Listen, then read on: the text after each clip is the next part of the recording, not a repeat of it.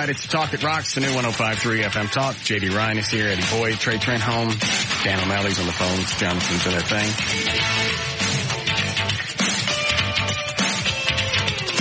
Eddie, tell you why I was late? You mentioned something that you had stopped? Yeah, I got stopped on the tollway. Dallas police? Yeah. Thought it was weird. I know they could pull you over on the tollway. Yeah, I thought that was Texas DPS, whatever. That's what I thought. Ticket? Oh, yeah. You didn't pull the Everett line? You know I am? No, if I had said I was Everett Newton, that would create confusion. Man, he had an attitude, too. Cop did? Yes. Obviously didn't know who you were then. Did you flash the little media thing like we did? No. Oh. No matter who you are, there's no reason to cop a dude. Do you know why I pulled you over? You have no idea why I pulled you over. No. Wrong answer. Did he say that? Oh, yeah. Let's see what his name is, see if I can read the ticket. There's just no reason to be like that. I was being a nice guy. If I was driving too fast, fine. Write me the ticket. If I got it, come and give it to me. You get absolutely no arguments out of me. He's having a bad day. You don't take out. Do I take my bad days out on people? So, you really don't want me to. Shut up, Shaky. I had a DFW cop do that to me one day. What's that? Walked up, pissed to the world, pulled me over, and I was speeding on the side road. I was probably doing, it's 35, I was probably doing 50. You know, I was speeding. Mad, snapped my license out of my hand. You sit here. I'm like, damn. Well, I guess my jumping jacks are out. And he got a call. He was on the way back to his motorcycle, got a call, turned right back, and he goes, you slow your ass down. Did he really? He was mean, mad. I jumped out of the car and kicked his ass. He was obviously mad at something else going on in his life, but because I hadn't done anything other than speed. Well, you know what? They deal with a-holes all the time. I guess they think everybody, when you get stopped for a ticket, they think you're going to be one, so it's like a preemptive strike. I guess. I've also had him pull me over. Another DFW cop pulled me over. It was a beautiful Friday afternoon. I had the top down on a convertible. He said, you know why I pulled you over? I said, I was probably speeding. I had the stereo up. I had no clue how fast I was going to write me the ticket. He looked at me and he smiled and he went, just slow down. I went, okay. Mr. Ryan, we had to pull you over because your head was blocking 2 lanes of traffic. Stop it. So how fast were you going? How fast did he say you were going? Well, when he pulled me over, he goes, well, first of all, the radar detector never went off, so I don't think he clocked me. Okay. I did see him pacing me, though. Because I saw him coming up behind me and went, he wants to race. Okay. You want to run down the tollway? Let's go. So I could tell he was pacing me. Yeah. So he goes, you were going 80. Okay. 80 miles an hour. If that's what you say I was doing, that's what I was doing. Any reason for you to drive that fast? Mm-hmm. What is it? My head at my ass. Oh. Did you say that? Yeah. He still wrote you. Yeah, why wouldn't he? Well, because you're admitting you made a mistake. Let's so what? Get defensive. I didn't get defensive. I'm getting a ticket. If I was speeding, write me the ticket. Were you doing 80? At one point, I was doing over 100. Oh. That was long before I saw him. Is the air on in here? It's hot. It's hot. I mean, it's like the heat is off and the air is on. Yes. Because I don't feel anything. I'm trying to, it's blowing. Oh, okay. All right, I see it. Let's see what it says. 17,000 North Dallas Tollway. Alleged speed 70. Speed limit 55. So he wrote you for 70, but he said you were doing 80. He said he was going to cut me a break. Oh, very nice. Hard to see the speedometer when your head's in your ass. Yes. So I guess that's what he was doing.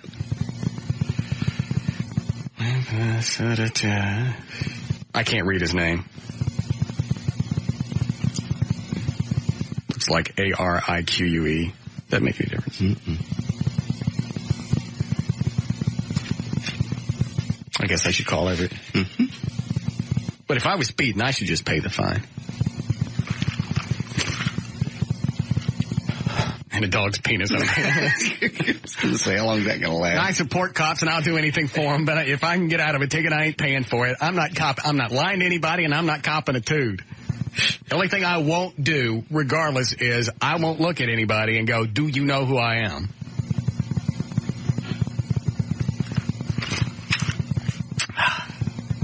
Maybe you don't know his name. Because, his buddies will give him crap. I got his badge number. Yeah. Nah, I don't want to give him that much crap.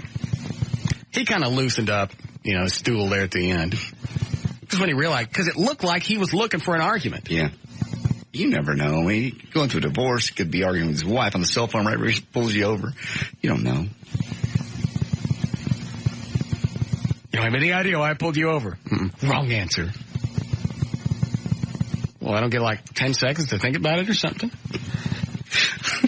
He just kind of leaned in the window and went, wrong answer. You're scaring me. It's like, oh, well. What? Well, it's just like, yeah, he was looking for confrontation. Looking for a confrontation. Yeah, he wanted somebody to... Well, I guess, if he thought I was driving like an ass. Yeah. Then he was looking for an argument. Well, it's not like you're going to commit to anything. Is it because of that hit and run I did back? You couldn't smell that weed in my trunk, could you, officer? Then you start looking around in the car while they're writing a ticket. Yeah. Oh, anything sticking out I'm not supposed to have, do I? Yeah. Okay, I guess I'm safe. Yes, Greg? Yeah, Russ. Reason he let you out that ticket, man, is because he's not allowed to drive that fast, and if he said he was pacing you, he can't put down 80. So that's the reason he gave you a break. Well, he didn't say he was pacing me. I could tell what he was doing because the radar detector never went off. Ah, okay. So none of that's admissible. Just by watching him, I knew what he was doing. Oh, okay. But yeah, if he would have put down 80 and then wrote down that he was pacing you, they would have gotten thrown out of court. Well, let me see if it says here on the ticket how he. It should say method. Time of offense. Disregard, traffic safety belt, financial responsibility, inspection, improper, defective. I don't see on here where it says how they. He should have checked the box pace. Or radar. It should be checked, one or the other. It says traffic. I don't see anything else. Huh. I'd fight it. Oh, I ain't paying this. What's the matter with you? I support our public guardians, but I ain't paying this. Eat it. Right on, man. Thanks, Charlie. Greg. Fixed up at the mayor's office. Yeah, I'll just drop it off, stick it in their little inbox. Say, sweetie pants. When you're done washing that thing, take care of this for me, would you, huh? Catch this for me. The air is not on in here. It's hot. And when Matchbox 20 gets here, there's going to be another 8-10 people in here, and it's going to get even worse. Turn some of the floods off. Yeah, that's good. You can do those. Yeah, I don't see on here where it says how they clock you.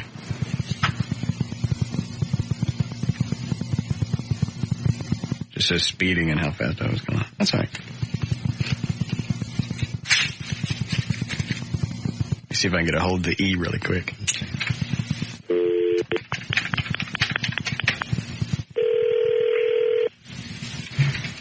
Nothing like having a radio show and handling your traffic tickets while you're on the air. Yeah.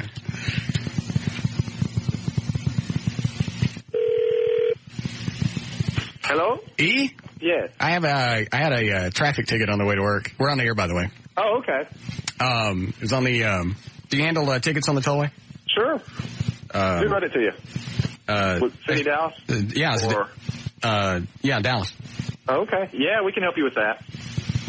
I don't want to go into our approach with regard to how we would handle that, but we can definitely help you with that ticket. What do we do? A jury trial. We are not going to have a jury trial for a speeding ticket. Absolutely. 6 of your peers will impanel them. Do voir dire. Opening statement. Voir dire is when you eliminate a bunch of people. Oh, is that right? That's right. Okay. That's right. State will put on its case. We'll put on ours. Of course, let me pick up the phone really quick. Can you tell me how you... All right, you're off the air. How do you beat a ticket like that? Yes.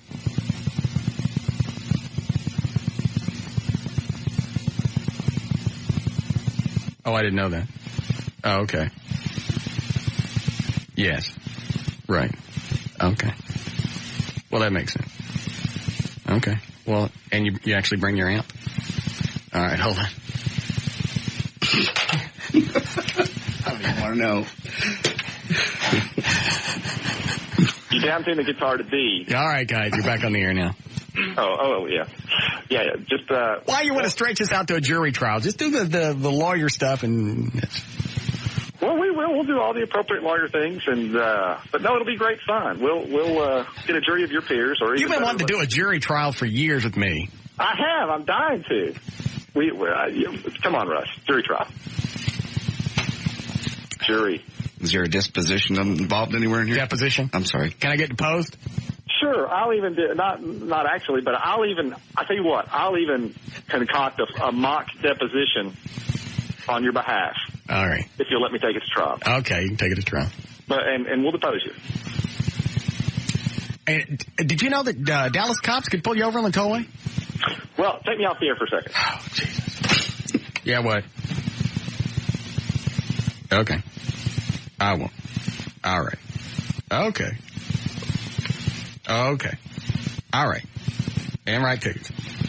Okay, bye. What are you doing? You were talking to him. I had to change the lights. I can't read with that. You can't read with them on. I can read better with the light on. Oh, boy. We'll take this. We'll start news. Yeah, Tommy? Yeah, I was just going to let y'all know there's probably a little bit of a breaking news story in South Fort Worth. I just watched about 10 cops beat the living snot out of some guy in front of a Catholic church school in South Fort Worth off of Hewlin. Really? Yeah, I mean, I was an eyewitness. This guy was resisting arrest a lot. I mean, he was hitting them, and then they took him out. Why the hell would you swat at a cop? Because you know, all you've got to do is approach them once with an aggressive move, and the next thing you know, you're tube steak. Yeah. Yeah, they like I said, there was about 10 cops surrounding him, and he started swinging and punching at them, and man, they took him out. They were hitting him with the sticks and kicking him and everything else. It was like play cops. When I got arrested in Tarrant County, and I was in C Block, there was a guy that was checking in at the kiosk or whatever that is when they walk you in, and he was resisting arrest. All he had to do was do it once, and they couldn't hit him enough. But I guarantee you this will be on the news tonight. All right, we'll watch for it. All right. Thanks, Tommy. Yeah, what's going through your head? Oh, well, first of all, he was drunk, and I'm sitting there and I'm going, you know what? This is what we're getting arrested for, just to watch them beat the living snot out of this guy. Because he just had to make one move once, and a bunch of them jumped him, and it's like, I don't know. That's the only phrase I can use. They couldn't hit him enough. Oh, Billy Bob, I can't get in there. Move out the way. I can't get to the good part. You hit him in all the good parts. Move. You didn't leave nothing good for me to hit. Oh. See if we got any more coloreds in the lockup.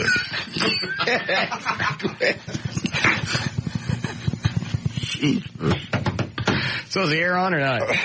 They have a problem with it. I told you something was wrong with it. How long is it going to be this hot? They have not a clue. They got the doors open to try to cool it down. The whole station's hot. Oh, great. I can't do a show when it's this hot. Mm-mm. Maybe we turn all the floods off and turn on the fluorescents. Well, it's going to look like crap when the band gets in here. All right, whatever. You want it to be hot or you want it to look nice? Those three lights are not going to make it hotter in here. All right, turn the fluorescents off, turn the floods back on. There. We'll get a box fan or something. I don't care what it sounds like. At least once a week, something goes out in this building. It's 40 years old or more. Yes, Charlie. Hey, buddy. Yep. Love the show. Thank you. However, I did miss the last time. God, you bitch! Oh! Sorry, Russ. That's all right. I missed the It's last like talking hour. to you on the phone. Yeah, it's fun. What, Charlie? It's some tink woman, I don't know.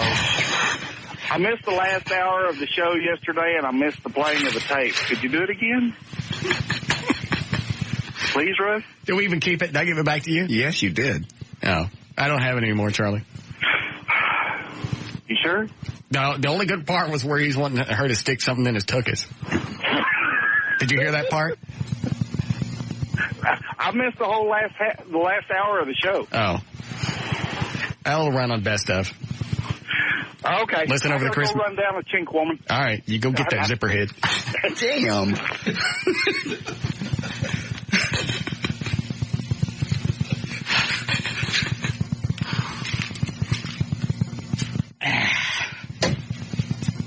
Okay.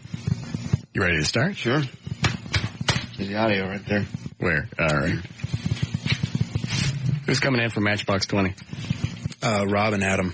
Okay. What is Adam, like the rhythm guitar? What time are they supposed to be here? 4 o'clock. All right. You know, people in the building have already been talking about who's going to sit out where in the lobby. Well, they can sit out there all they want because I'm closing the blinds, and anybody that paid to watch them play comes in the studio. Okay. So they can gather out there and assume what's going on in here, but they ain't going to be able to see. The only way you're going to see them play is to pay $100 a head. To the Cindy Coyle Foundation. No, I'm keeping it. Okay. Yeah. Put it in the Cindy Coyle a scholarship fund. Because once that foundation thing, once that scholarship hits $10,000, that's all you need to set it up. Gotcha. So that's all we're shooting for. So who all thinks they're going to watch? Sales. Some salespeople and some people from another show. How terribly sad. How awfully, awfully terribly sad. How disappointing. Mm-hmm. Should have been born with talent.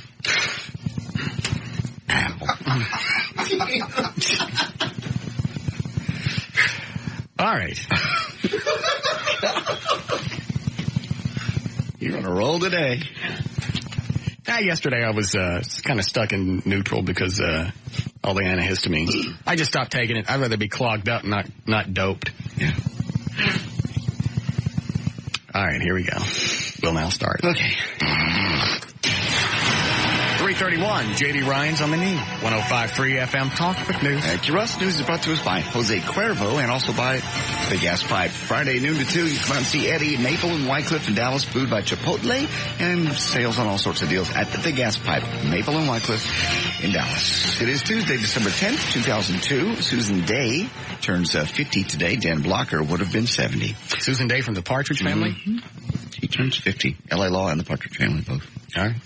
A judge has ruled that a jury hearing the case of a Hutchins man accused of locking his stepdaughter in a nasty closet will not hear testimony that Kenneth Atkinson was, quote, a battered husband. Much of the testimony yesterday tried to show that Atkinson cared for his children, worked long days at a cabinet shop, and was abused by his former wife.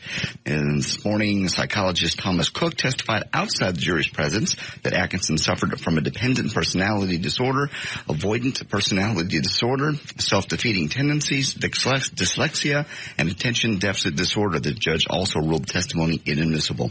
The defense rested, and the closing arguments should be this afternoon. Well, perhaps, since he has this disorder, Yes.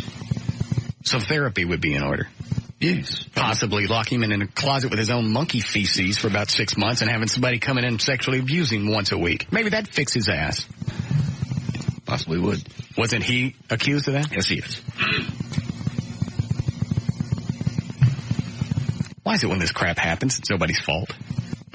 Everybody starts pointing in other directions. It's like with the Cowboys right now. And Campo knows his ass is on the line. Well, I checked, that 4th and down, I checked everybody else, and they thought it was a good answer at the time. So that's why we punted. It ain't my fault it swung wide right. Got a field goal kicker with a gimp foot. Because we ain't got no money left paying him and all that damn cash. I should get rid of him a long time ago. Can't understand what he's saying anyway. Yeah. I don't know. All right, let's see. December is the second most popular month for auto theft. If you drive a Toyota Camry or a Honda Accord, yours is the most likely to be taken, according to a new survey. The group says that car theft rose 5% from 2000 to 2001. Having a difficult time at beating your hopeless addiction to cigarettes? Apparently you're not alone. A new study found that 80% of smokers would rather give up sex than cigarettes for a month. So if the Jones for cig is stronger than the one's urge to make love, is there anything that would change a smoker's mind? Perhaps a personal wake-up call. The habit is killing you, like maybe a heart attack. Nope, doesn't work either. 62% of those surveyed in the study who tried to quit after a heart attack were lighting back up within a month of almost dying. Bet people do the same thing. Have a heart attack. They go, I'm going to lose all this weight. They'll lose a little. And they go back to being a turd. I'll bet you Gary. Right. Wrestling Gary. He's lost, 30? Yeah, he'll gain it back. He what? He left me a lovely message today. About? It was a rambling, about minute and a half message about everything, that he wants someone, that he has whipped everyone up here and he needs a challenge, so we need to find someone. Wait a minute, this is the same guy that got beat up by a kid with a bag of quarters. Yes. And he's beat I tell you what, once you go find that kid and if you can whoop his ass, then you call me. Anytime you get robbed by a kid who's got no gun or knife, he takes your bag of quarters and then beats you with it. That doesn't say much for your wrestling techniques. You big hairy squid. So does he want anything? He never said thank you for the wrestling tickets. No, I know. No. I can get, if you want me to, I'll pull the message off and you can listen to it. That'll be fine. Okay. I think we'll just ban Gary from the show. He can sit around with Ronnie. Yes.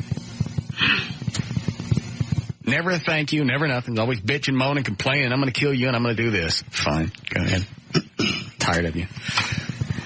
41-year-old Masahiko Shizwa is now the number one list of morons who's stalking our own little Britney Spears. Britney is seeking a restraining order today against Mr. Shizwa.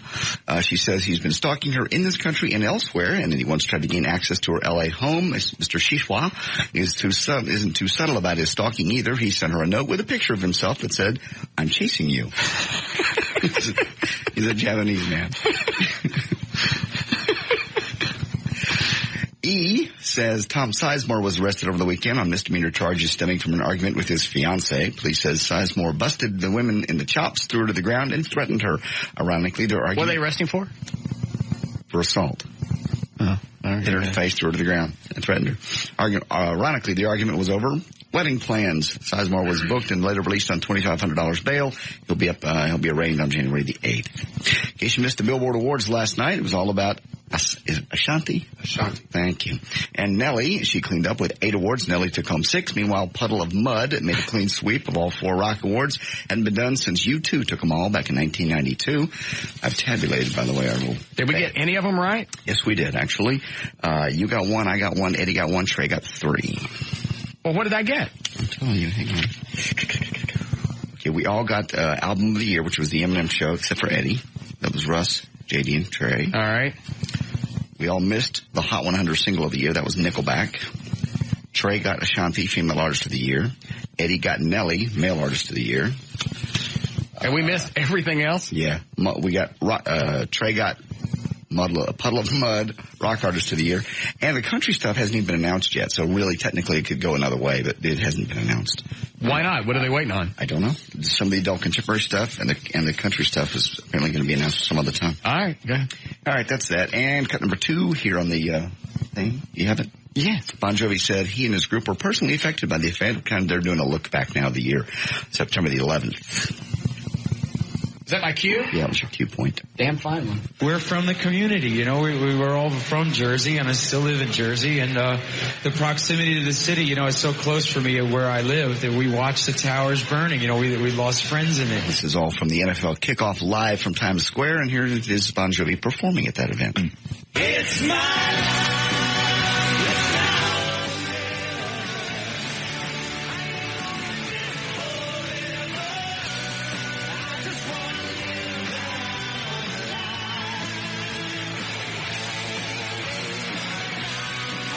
Better in here. They do this song? No, but they did. They did what? What did they do? What other songs? Wanted Dead or Alive, did they? I forgot what they did. And then they did a new one too. Sure. What is this? Wanted Dead or Alive? You're right. They did sound better in here. This was for Osama bin Laden.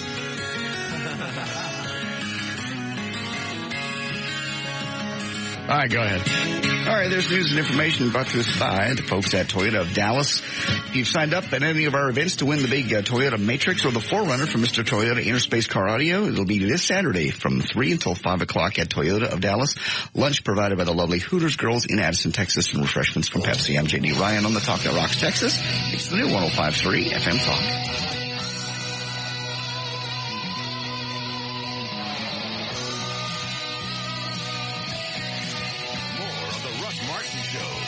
Right up.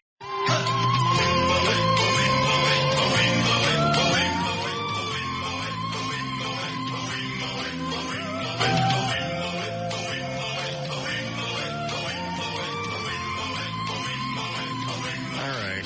Let's see. 348. Yeah. Oh, yeah, we're doing traffic here.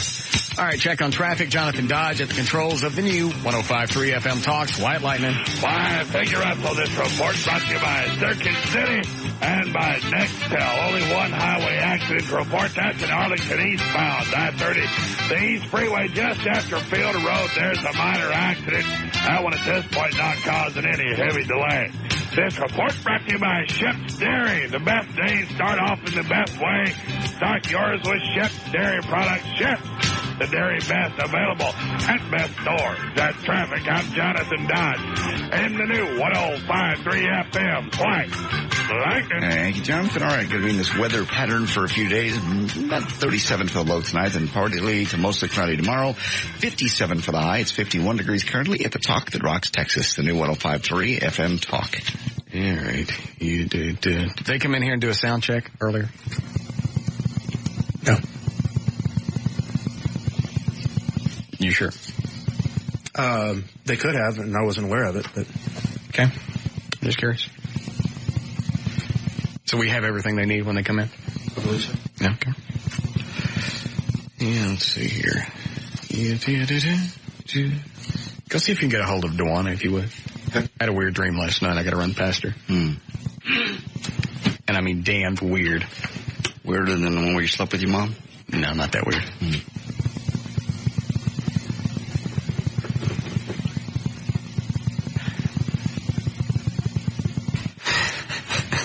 What? I was going to save it later. I'll just tell you now. It doesn't make any difference. Okay. I'm at this club, and I'm just having drinks, and it's all of us. And Sarah Michelle Gellar is there. Nice. All right, so we start talking, and then we leave. Okay, and then in the course of the dream, we start dating. All right, so now I'm dating Sarah Michelle Gellar. Okay. Or as I call her, Cece. Yeah, I got you. Got it. All right. And then the dream jumps to, all of a sudden, I got to have a new desk phone. So we're going to go get me a new desk phone. And it can't be a new one. It's going to be one of the old ones. Okay. So we got to get a new desk phone. So we go to the old desk phone store. And we're running around in there, and we're talking. And they go, well, you go over this way, and you get your new phone. So now I'm leaving with a nice brand new red desk phone. Okay. And we're walking out, and she steals the Armor All display. It's like this big. Yeah. Everything she could hold in her arms, and I'm going, what are you doing? And she says, well, I haven't watched I swear. Because I haven't watched the car in a while.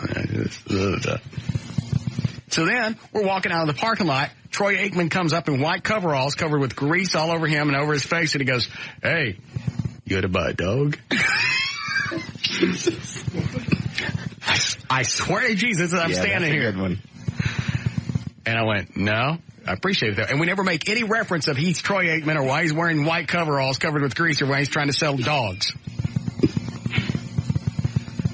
Did you get a hold of Dewana yet? Busy, line was busy, but Dan is going to keep trying. Oh. Why is Dan continuing to try? He's the call screener. Sucks, doesn't it? F up, doesn't it? Why don't you go do it? Okay. You're doing exactly the same thing I used to jump Dan about. Dan O'Malley's job is to screen calls.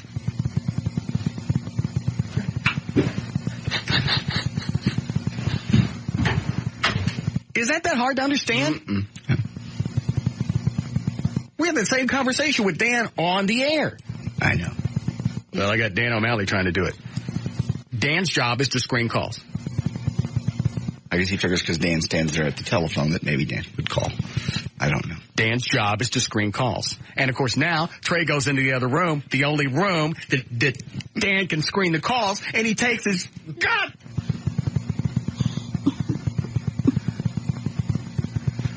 I think there's 2 phones in there. But he could have used He just took his headset away from him. the other one. Is that the only phone that you can dial out? Is it? Don't you guys have phones in your offices? Yes. Seriously, if I'm being an ass, just tell me. No. I think you wanted to call out on the phone where she could be put on the air. You can't be put on the air from our office. Well, he can't find her yet. I know. I said go find her. Trying to follow the logic.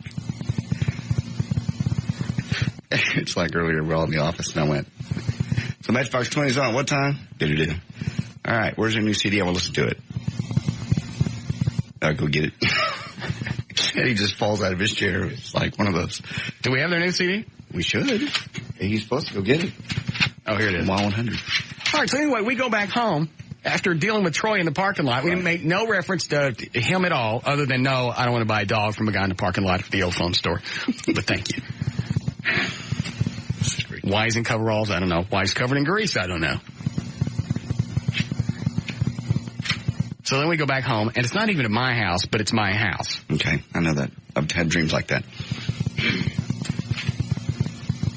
Then we go to bed, and that moment's coming, and the doorbell rings, and somebody woke me up.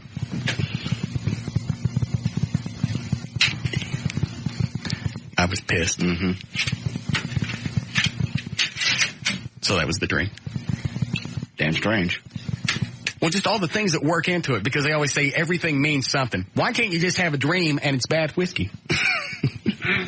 But I wasn't drunk last night, so I don't know where it came from. Well, I could see us all being together in a bar, because we were all together last night, and that's where that started. And there were hot women around at the Penthouse Key Club, so maybe that's that. But beyond that, you got me. Old phones, Troy Aikman, and dogs. I don't know. I can't even begin to guess. And his hair looked just like Nick Nolte did when he got stopped in California. He just had that look. It took me a second to realize this is Troy Aikman. And he just had that kind of slack jaw look where he just kind of leans forward and he goes, hey. Yeah. You, I know. Well, no, I appreciate it. And he just kind of looked and he went, all right. Yeah, let me hear. Don't want to unravel that one. And why Sarah steals this Armor All display. We didn't buy it. She just decides to steal a display. Did you get a hold of one? No, her line's still busy. Okay. Can I get the keys to your office so we can put Matchbox 20 in there? Oh, sure. Or why don't you just bring them in here?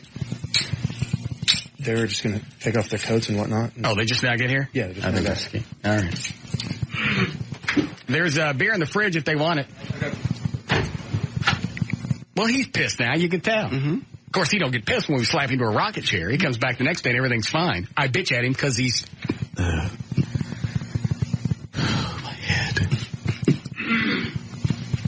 All right, let me see. Let me play some of this because I haven't heard the... What's the new single? Is it the Disease?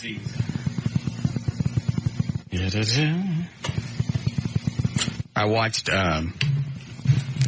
taped the behind the music thing that they did on VH1. Yeah.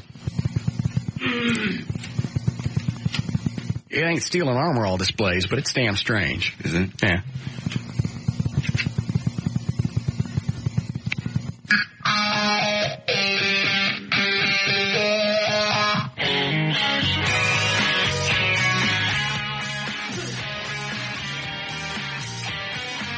Kind of sounds like that Santana song he did with Santana. Mm-hmm. You made somebody's heart break, but now I have to let you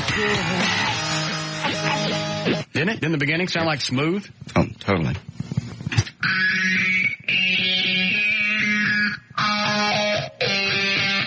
Right there. Mm-hmm.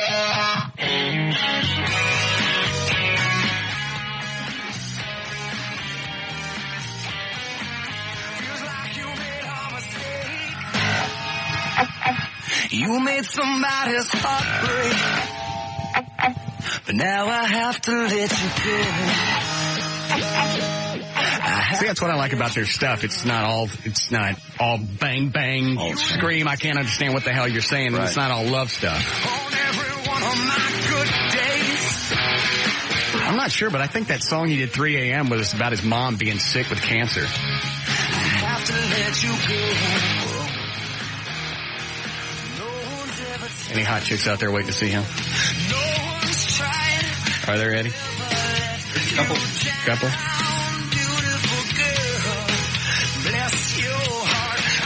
Oh, look, they're already twisted in their pants. Mm-hmm. Oh, yeah, they are. Yeah, you can bring him in. Here the juice is flowing. Yeah. Come on in. Are there headphones over here for him? Hey, Rob. How you doing? Hop over here if you want. Who'd you bring with you, Adam? How you guys doing? Good. So focused right now. What's going on? Are we on right now? Yeah. Are you guys rattled? I love radio. What's the matter? You want something to drink? No, I'm good, man. They do shots here. It opens up if you want anything. Nice. That explains everything. Is this on the radio this second? Is it Adam? It's Adam Gaynor, Chief. I work for Atlantic. How are you guys doing, man? Good. Thank you guys for having us in here. I appreciate it. What are you guys doing? I know you didn't just come to town for this. What are you doing? This is it. No, we did a radio thing. It's like 16 cities in 13 days. Is this the last one? No, we used to wear like right in the middle. Like good. So you're not just like thoroughly pissed yet. No, we feel good about it. We're burnt beyond belief. All right, talk to Adam. I love this microphone. Okay. Testing? Yeah. Test, can I make it taller? Can I make it shorter? Whatever you want.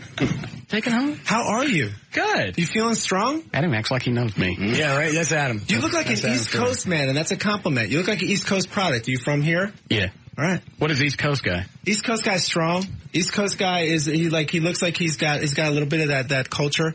Looks like he's got a little bit of everything going on. I'm not sucking. I'm just being honest. I understand that. No. I told you got to give me a drink first. It's easier to get to my nads if I just drop my throat. What do you want? You want something from over here? No, I'm good. You sure? I'm so good. You brought your wife. I did. Oh God, I was looking at you last night on the behind the music. God, you're just as soon as I saw her and she goes, I met him and I just knew I'm going to marry him. I went, damn, he's screwed. When you get something just that adorable, because not only is, all right, whose phone is ringing? I don't have a phone. That? All right. Can't afford a phone. There you go. When, Atlantic. When somebody is it's not just beautiful, but it's also that sweet. She is the sweetest girl in the world, and she is. Well, what else are you going to say? She ain't 8 feet from you. Yeah, but she is though. He really likes her. I'm serious. I've seen this. Here? Hey, baby. Hey. Aw. You want to stand over here with him? And she's just got that. She is, man. I'm not lying. It just shows through. I think. God, come hug me.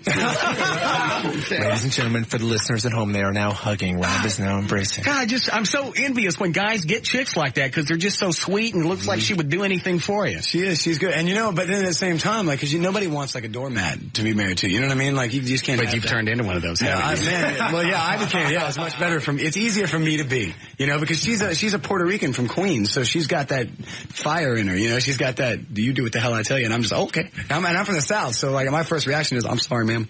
And I could tell because in the what was the thing I watched last night? The behind the music thing. Yeah. Which every jock's got to watch before, whatever. But you were talking about at one point you thought she had lost interest because she's going, oh man, I'm dating a rock guy and a musician. She's not like a rock girl, She's not like a hang out on the bus groupie kind of girl. So this life gets old on her kind of quick. And then Rob gets worried. He goes, oh no, he got that she's gonna leave me face. So what does he do? To write a hit song. I'm gonna write her a song and I'll let her know how much I love her and then she won't leave me. Is that pretty close? Yeah. It worked out so far. I've got another one, like 6 months. I got to write another one. She's out the door. Oh man, the pressure has got to be like, because I used to go through that. Finally, I couldn't find somebody as adorable as her. Well, it's hard to find. And I would just go through chick after chick and struggle and you would see it go belly. But that's okay too sometimes. I mean, if you don't find the right girl, we're strong advocates of, if it ain't the right girl, then I think lots of wrong girls will do for a while. Yeah, you got to get that out of your system. Yeah. And then you find that one and you're like, oh yeah, now I know what it means. Now I know, it makes sense. Adam has got a girl that he's so close to. I'm my little baby. That's mine. It's mine forever. She's just my heart, and that's it. I just got to figure out how to do it, when to do it, and do it. And where is she right now? She was with me. She just went back to stay with her mom for for a couple days, and then we're going to meet up when this little tour's She had over. enough of him. Yeah, she's had enough of me. So you guys are at the point in your career to where you had all the wild crap and the drugs and the booze and everything and all the disposable chicks, the tissue chicks. Yeah, the tissue chicks. And then, nicely said, by the way. I understand what you're saying. And then, you go all of these different cities and you do it, and I understand. those women read something into it, and to you, it's a tissue. Right. You just, I love this conversation. You just reached into love talk. Love This talk. is love talk. I forgot where I was going. Adam threw me. Then you get somebody good. Do you have some Kleenex, by the way? Yeah. Okay. I could use a couple. We just do it on the carpet. I just get crazy thinking about all this stuff. I forgot where I was going. Oh, I would do it instead, because I can't write, I can't sing, I can't do anything. You give them jewelry or take them on trips, and it was the same pattern every single time. Yeah, see, mine was a lot cheaper. Really. Yeah. And she was like the inspiration. Do we have to break? All right. How long before you guys got to go? Oh, I don't know. We ain't going anywhere. And Couple hours. You're going to play something too? Yeah. Oh, yeah. I'm in. Okay. Cool. All right. We'll take a break. We'll be back. More of the Russ Martin Show coming right up.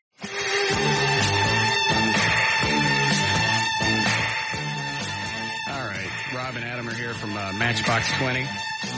The new CD is More Than You Think You Are. And it doesn't suck. No, I just listened to part of Disease. Did I get it right earlier? That 3 a.m. was about your mom? Yeah. And the cancer stuff? Yeah. Like growing up with that, like being around that and being around, just trying to, like, being young and taking care of your mom during that kind of a period of time. And because your daddy was gone, right? Yeah, well, he was. I mean, we didn't get along for like the early years of my life. Like they were divorced when I was like 2, so it wasn't like he took off. They just got a divorce. So, but then you had to go through. Excuse me, just a second. All right, who's walking around? It's a lot of movement. All right, don't take that crap, man. Not on your show. No, this ain't the guy walking around show. No, it's not. It's the Russ Martin Show. No. You what, John? Oh, he didn't have on headphones. Oh man, I'm putting him on now because I don't know if I But what does Bob want? Does he know that I'm talking to... Yes? What in the hell were you thinking? I've got a bill here. Do you have the radio on? No, I'm doing budgets, and I've got a shed. Do you have the radio on? I've got a bill I got to talk about. Why don't you flip the radio on and see what I'm doing? Well, you're talking to me. What's up, Bob? It's our program director. Hey, Bob. There's a shed that you charge to Home Depot account. Our station's Home Depot. What the hell? They're not paying for a shed. What Hey, you guys don't play music on the station, do you? About? No. All right, jackass, get off my time here. Yeah. I needed the shed to put all my stuff in. And we had the Home Depot account, right? Yes, we have a Home Depot account, but I can't pay for your shed so you can put your stuff in the shed. I had to get the stuff out of the garage to make room for the Batmobile. You guys want to use the Batmobile for stuff, right? Yeah, but I'm okay then. I got to get room for my. I got to get room for my Batmobile. What has that got to do with me? I needed a shed to put my extra stuff in to make room fine. for it. You go out and pay for a shed. I can't turn this in. They're not going to pay for that. Wasn't that much? It's $345. Yeah, like we have $340 we can just throw around. How much money does this show make you a year? Stinky old man. $4 or $5 million. How much? $6-7 million. Try it again. $10 million. All right, that's a little closer. I think you can cough up $345 for a shed. I don't know how to count it. Full of hookers, shed for the Batmobile, full of hookers. There's just no line in the budget to put a... Hey, Bob, what if we put a plow in your shed? Would you be seriously, what do you want in your shed? Just what if we ran some sort of like brothel out of the shed? Yeah, bags. I mean, if we could use it for some kind of station activity, then I could justify. What if we opened up a business? Check this out, Bob. The Keg Shed. And what you do is you just come by. You don't. That's creative thinking. You don't need any IDs. You just come over. You put a cup out, and we just pour beer in there, and you move on. Come in. You're 12 years old. We don't care. Come have a keg. A buck of keg. Well, I guess we could talk about that. Oh, shut up. I like Bob. Is that Bob? You got to deal with Bob every day? Bob's a good guy. Yeah. He cares, Russ. I mean, you can't get mad at a guy for caring, right? He's a cyst. He's a suit. He is a suit. I like him. All right, let's see. Rob, you just going to play yourself this time? Yeah. Is that right? Rob's going to do his thing. I'm going to choreograph this whole thing. All right, so you're just sitting over there. I'm the guy. I'm the sideshow freak. Okay. And you're doing Disease? Yeah. Okay. All right, cool. You ready for it? Yeah.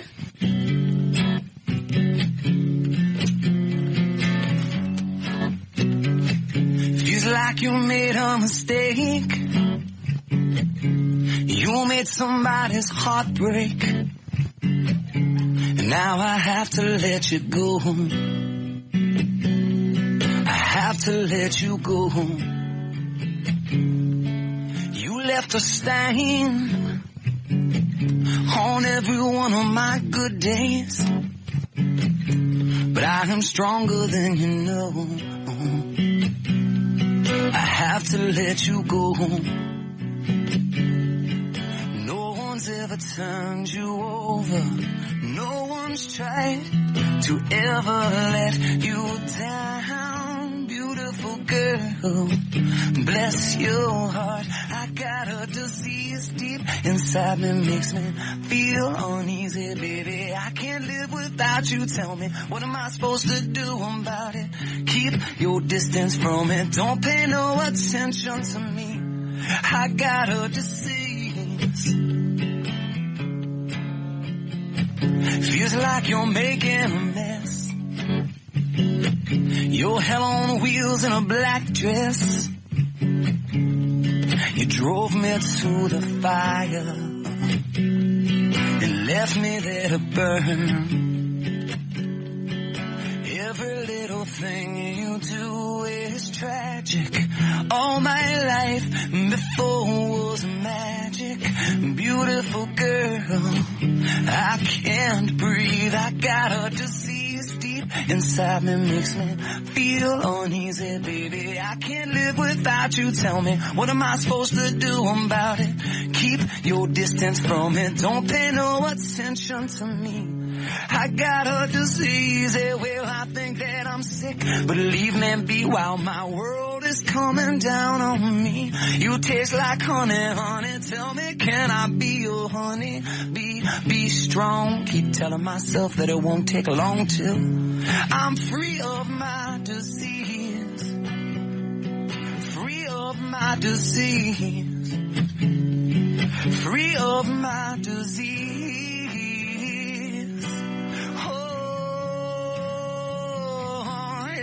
I got a disease deep inside me, makes me feel uneasy, baby. I can't live without you. Tell me, what am I supposed to do about it? Keep your distance from it. Don't pay no attention to me. I got a disease, well, I think that I'm sick, but leave me be while my world is coming down on me. You taste like honey, honey, tell me, can I be your honey? Be strong, keep telling myself that it won't take long till I'm free of my disease. Yeah, free of my disease. Set me free of my disease. Oh, yeah.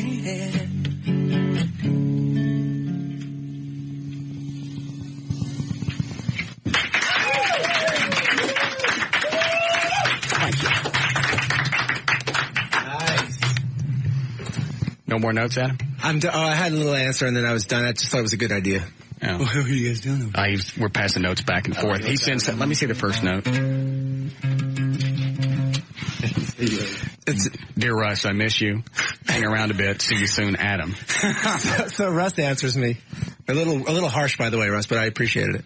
You make the S juices in my ass burn with anticipatory delight. Love, Russ. Then I answered with, I have an extra Depends on the bus if you're interested. Then Russ said, helps with lube if I just crap on your crank. So I just kind of answered with good idea. Yeah. And just over here, I just had this nice thing. Rob was singing. It was funny because he's singing his ass. All the ass juices. I was sorry. What's going on out here? Oh, that's Bob. That must be Bob, name for the Chevy guy. So anyway, we're handing the notes back and forth. You know, if that sounded like a real gun, I would have been pretty scared for 1 second. I was buying the fight. Yeah. I was so buying the fight. Does this happen all the time? There's like a gunfight going on outside the studio. Yeah. For the listeners at home, there was a little activity. Gunfight at the OK Corral. Gunfight at the studio. There's lots of bad men in town. Big guys with guns. All right, I never thought I'd say this. I'm tired of Matchbox 20. That's what happens. Do you chicks want these notes? Signed by Adam. Yeah, no, the Depends thing's a little weird. Please, okay, thank you for sharing that with everyone. These are the chicks actually paid. Yeah, the ones with the Depends is a keeper. Yeah. They actually paid $100 a head to come in here. Really? Yeah. A friend of ours died from cancer, so we're setting up a scholarship. Oh, for a charity? That's really nice of you guys. Yeah. Right on. Oh, by the way, while you guys are here. It's so not worth it. Look, like now you're here and you're like, Jesus, we just wasted money. Just remember, it's for charity. Just remember. While you guys are here, we need your underdrawers. Garments. What if we're not? You're in trouble. Oh, I wasn't memoed. That's all right. I'll give you some clippings. We'll get you some underdrawers. Yeah, I got some. Okay, that'd be all right. Can we do that? Yeah. There's a lot of talk about ass on this show. Yeah, this is a weird show. I'm digging it, though. I'm enjoying. Can we stay for the rest of? No. Okay. Yeah, you can stay. Really? Right. You won't let us talk, though, right? You can. Okay. Okay, then. All right. How long? When you guys were getting started, how long before you? Because the first name of the band wasn't Matchbox 20. It was Tabitha. What was it? Yeah, that was it. Me and Paul and Brian, our bass player and our drummer. That was before Adam? Yes, yeah, before Adam and Kyle. So you actually added Adam? Yeah. We met this guy and added him into our crew. Yeah, I had something on him. Yeah. We weren't even forced to either. And so how long did you do what was the name of it? Tabitha Secret was the band that we were in. It was like a local, Southeast band. We travel from like Miami up to Tennessee and back and do frat houses and bars and stuff. And then we, that band broke up. And I'd already met our producer, Matt Serletic. And so we went on a search for guitar players and found, Adam and Kyle. And then, that was that was when we made the first Matchbox 20 record. Cause we had the deal already. Like I got a record deal just on the songs that I had written.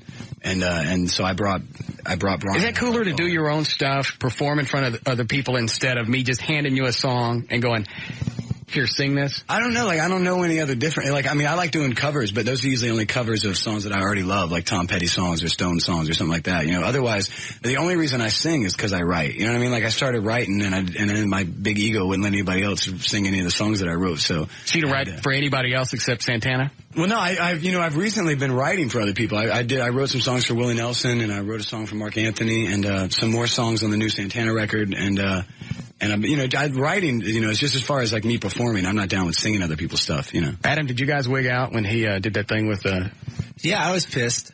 Because I was singing. Because all of a sudden you think he's leaving, and you guys are the Supremes of the '90s. You ain't got no Diana Ross. I was calling, and I'm like, Diana, come home. And, and I was over at Carlos' house going, "K?" Yeah. And Marisol, being the good half of the family, was calling me back and saying he'll get right back to you. And then it was like a year later and 3 Grammys, and I'm still sitting on my couch saying, I hope he comes home. It's like, excuse me, is Rob in? Yeah. Hold on 1 minute. Yeah, I can hear you, Adam. Rob? I'm good, thank you. It's Adam. Tell him I'm not here. Okay. But I did get Click. What? The funniest thing is Diana Ross did call me about doing some work while he was working with Santana. How great. Yeah, it was nice, but yeah. Maybe you'll get a call from the Commodores while you're at it. Adam got a call from Gordon Lightfoot. Dawn said they were looking for another Adam Orlando. Yeah, that was a Tony Orlando. Yeah, it was good. Dawn called. Well, why don't you just sit there? I'll be better. Why don't you just sit there and tell Wow. Wow, Adam. I like. I'm taking Russ with us. I mean, without your. How many cities you got left? I think like 4 or 5. We worked out 16 in 13 days, like starting in Chicago, and then like I live in New York, so I went to Chicago and started everything. Were you in New York when the September stuff happened? I was in Dallas on September 11th. We were on the road last year when that happened, and then it's my wife and Paul, our drummer's wife, they were in Midtown Manhattan at the time. So we were like in Texas having a freak fest because we did our show in Dallas the night before and we're waking up the next morning to leave. And that's when I saw everything on the news and called my wife all freaked out. And we had to figure out because we didn't want anybody to fly or take any transportation. So we had to get like a tour bus to go up to New York to pick them up and bring them back to us. Yeah, because everything shut down. Yeah, it was just crazy. And then even when they opened, it didn't feel safe, I hate flying to begin with because I used to just worry about a plane crash, a good old fashioned. Yeah, just into the ground, just like, Yeah, and now there's like all new fears that I've got. I'm checking the plane. Like you saw last night, you're checking the plane, you're like, there he is, Al Qaeda, right there. That's him. Oh, there's another Al Qaeda right there. And they're laxing the stuff at the airport now. Parking. Yeah, they're letting them park closer now. It took a year and a half. And now everything's okay now. Everything's good. Oh, and the holidays is a good time. Good time for that. But I heard they still don't let you take guns on the plane. No, I did. I checked into that. That's a plus. Yeah, they don't let you take handguns on the plane. I get so nervous that when I go through, if I don't feel that I was properly... You see, every time Adam says something stupid, we just kind of both sneer at each other and we go on. It's like Everett's here and he's not. Yeah.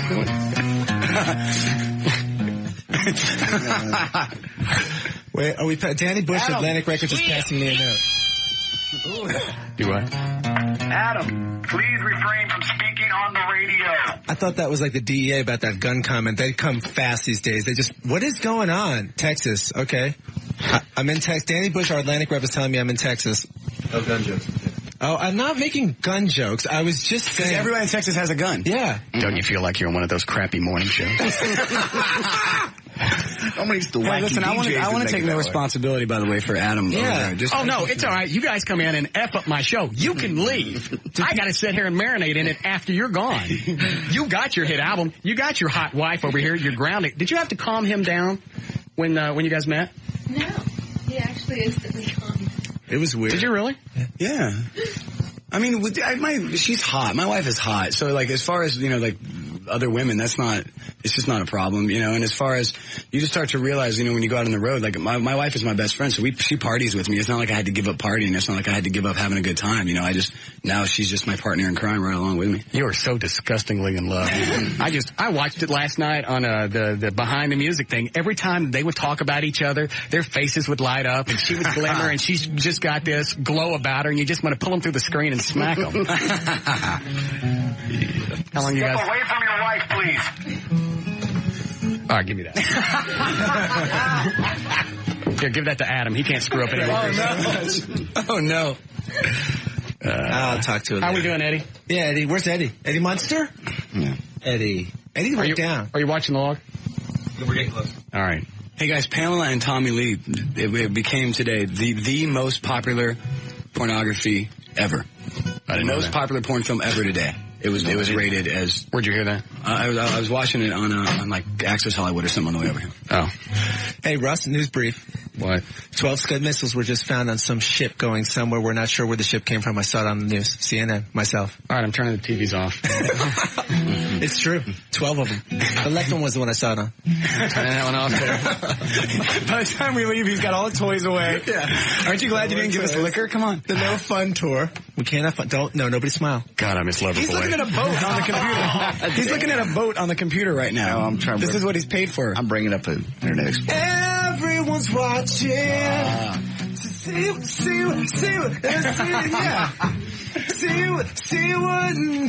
weekend. We had them in here. You did? Yeah. When were they in here? Like recently? Yeah, a couple of months ago. Yeah, that Reno guy, he's big now, isn't he? Does he still sing good? Yeah, he sings great. Right on. I used to love Loverboy. Me too. They did a concert for us. Was it back in September? Was it like an 80s package, or was it just? No, it was just them. We just paid them to come down. Every year we have a white trash party. This time we paid them to come out. Right. And they just played for our party. Oh, Shut up, John. I see it in your face. I know what you're about to say. Why don't you sit there with your big scary head was and it good? don't... Was it good stuff? Oh, John, it was great. It was awesome. John had a good time. Russ sang with him on stage. How's that? I don't know. What'd you sing?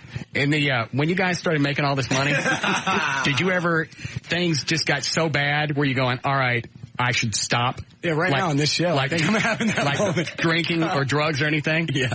Did you? Was that your moment? That's one of my moments, because I was on stage with them all that night.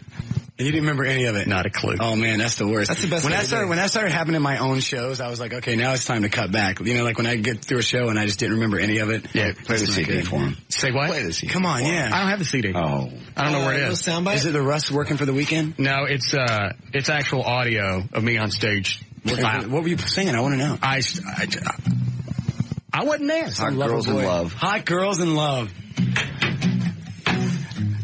And I swore for about a month that somebody slipped me something, and we did a drug test, and they didn't find anything. Yeah, it was just plain old liquor. It was just. I've never blacked out like that. Never? No. Yeah, that's pretty impressive. It took me a good 8 or 9 of those to start to go, hey. It was scary, because I'd been waiting for like a month for that concert, and I go, I can't wait, and then I missed the damn thing. Are there any home videos of this? Because that'd be... Yes. See, that's fun. That's good stuff to see. That's like archives. I won't watch it. I had a karaoke where I sang Come Together, and I don't ever remember anything but being on stage for a second. Singing Come Together with the guys. It was after we did like one of our first videos, and I don't remember that night. But that was only like 3 or 4 minutes, right?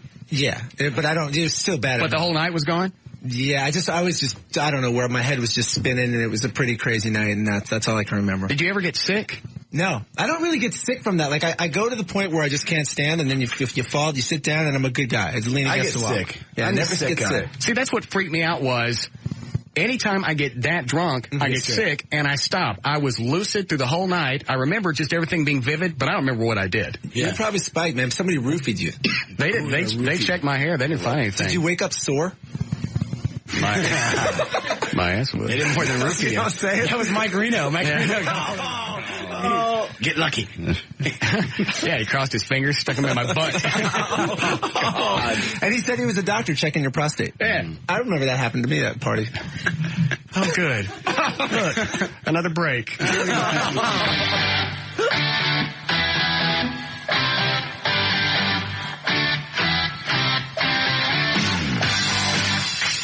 More of the Russ Martin Show coming right up.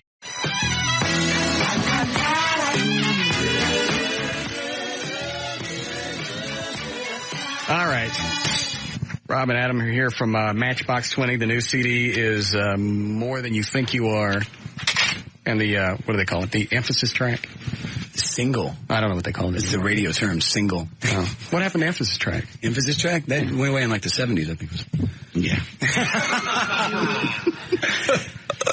I like being Edmund Russ is giving me the finger for everyone who can't see out there in Radio Land. All right. It's music. There's music on it. That's all you need to know. That's all right. It's good stuff. I'm waiting for something. What's going on? Trey, would you go see if Rob is in his office? Are we going to get Big Rob in here? No. Huh. Is this Little Rob? No. Oh. I just hold on. One of Rob's things? Uh-oh, look, this guy's really nervous, and he's picking his beard, and he's making me freeze, freaking me out, because anybody who picks their beard, the beard pickers, or make me nervous. He knows what's about to happen. Yeah, he does. If I get, can I just ask one thing? Yeah. Just keep things out of my hair and don't ruin my nice T-shirt. All right, keep your eyes closed. That's what Adam said on every date in college. Out of my hair? Just keep it out of my hair. And it burns. It burns. Get it in my eye. And I'm Hi, Rob. Hey, Rob. Oh, Rob, that's the hunk. No, Rob, you need to go back in your office. I wanted to call you in there. Wait. Okay, I'll let him go. Yeah. Can I talk about Rob for a second, Russ? If you want. Here's the deal. I went in, and the first person I introduced myself to was him, because I kind of dug his office. And then he's got a 47-inch chest. Let's keep it at the chest and don't mute out the chest so people think I'm okay. And then our security guy has like a 57-inch chest, and he's just huge. So I didn't want him to have like a battle royale, but I just wanted him to exchange tips, protein, hygiene, whatever it takes. Roids. Protein and hygiene? Yeah. It's roids. What? It's roids. I think both of them. Yeah.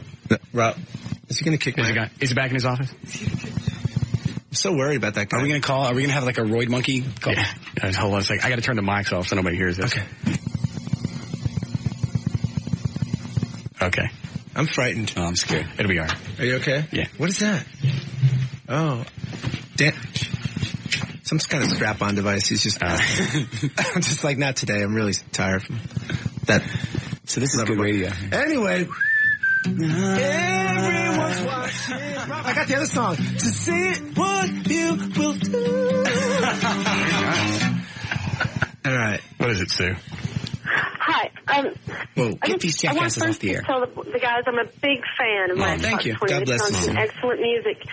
And just a little piece of advice to them. Before they ever go and do another radio show, research on who is their host. It's true. I'd like to know if they know anything about this man. Rob, Adam, do you know anything about this man at all? Yeah, let me tell you this, honey. I know as much about Russ as he does about us, and I'll tell you that right now. Now, here's the deal. Yeah, that's true. Rob and I have little secrets that we can't say. Yeah. All you care about is porn stars and strippers. Yes, absolutely. I can't believe that these guys would lower themselves on your show. Oh, they've never had porn stars. Honey, I thought you were sticking up for Russ. We like Russ, man. There's nothing wrong with having a good time. That's all right with Russ. He's having a good enough time that you called his station. You were listening to call, right? Because I'm just shocked thoroughly that you're on his show. His opinions of women are so low. The wife was close and he could slap her right in. I'm sorry, what? What did she say? I don't know, but it doesn't sound good. What do you want? All right, she's gone. She just wanted you to slap her with something. What was going on with her? Angry women. She's so mad. Russ, do you anger the women of the world? Fat, angry women with flat jack cans. Yeah. But you have women friends. I know. I think... No? please. Oh, the beauty of this show, I thought, see, we're well briefed. We have all these little call sheets that we have, but other than it said we're meeting Russ today. Here, check this out. So it said we were meeting Russ today. I have to show him that. Oh, look, Danny's getting nervous now. But I'm being honest, Russ, we're going to be best friends. But I think the fun of this was we both didn't know each other at all, and that makes for really good television. It says Russ Martin Show in studio interviews, staff photos, staff autographs, talk station, huge ratings. Danny's so scared right now. Oh, I like this. They to get Danny's Rob scared. and Adam to do this, it says Bon Jovi did the show too. Oh, is that what it says on there? Yeah. Of course, you don't mention Loverboy and Def Leppard because that's not going to help. Oh, Def Leppard. Def Leppard would have helped. All right. Hang on a second. Oh, Danny, you come around and grab that now. Okay, get it back. All right. Yeah, give that to Danny before he has a heart attack, Russ. Oh, yeah, he's going to get it. Well, let's see where you're going next. Where are we going next? You're flying out of... Yeah, we've been flying every day, Russ. That's the main thing. You go to Houston tomorrow? Yeah. Okay. There you go. Thank you. I thought that lady at first was like a big Russ fan that was calling because like we didn't know enough about you. No, they can't. No. What happened with her? What's with the drill? What's going on? Shush.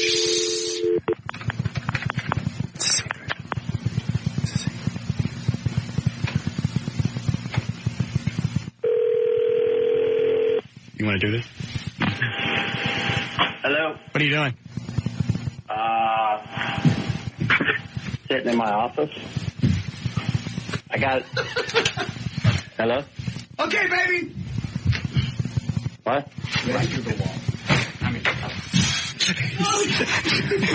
You go all the way through? That's your guitar. So...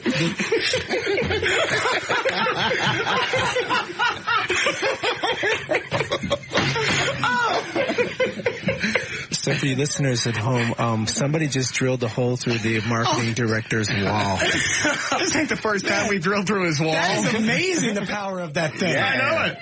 He just redid his office, he told me, too. Yeah. And it looks so nice with it's pretty blue, and I told him to get a purple carpet so it would work out a little nicer. Oh. Yeah, hey, Rob, come to this station and then find the biggest guy there and start putting holes in his office.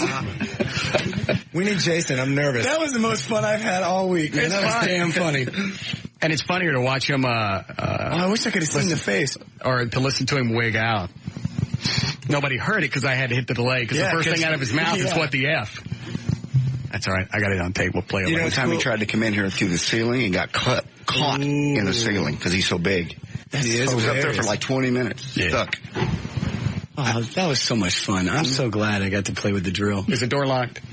I have a couple live grenades in the bus if you want to mess around with them. You come to the wrong place with live grenades. Really? Talk to Trey about the rocket chair when you guys leave. Really? That's Trey. Hi, Trey.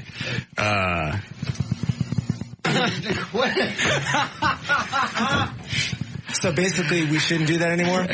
See, nobody heard that either. No, we have to delay. Did you guys mute that in the other booth? We went like right through a picture of like his mom or something. I don't know what's on the other side anymore. In fact, he started putting pictures over there to cover up all the holes from the wall. Because we drill a hole through the wall and then shoot bottle rockets through it. Oh, no. I don't ever want to leave. Come on, guys. Can I get like just a position here? Can I just be like... You did a great job. As long as you and your lovely wife stay. And she'll stay here with me. Won't you, baby? She's just so adorable. Where did you guys meet? I forgot. In Montreal. We were at a strip club, and she was dancing away. No. Yeah. What was she doing there? No, she was just she was on vacation with some friends, and we were there doing a show, and we met for like 5 or 10 minutes. And then, did you immediately go up and get a phone number? Yeah, I was all about her. That was it. Did you? Yeah, look at her. I went over and I said, "Hey, honey, I'm a big rock star," and she goes, "I don't care." And I went, "Oh, I love you." That works. How long did you date before you got married? About a year and a half. But I asked her like a week and a half into it to marry me.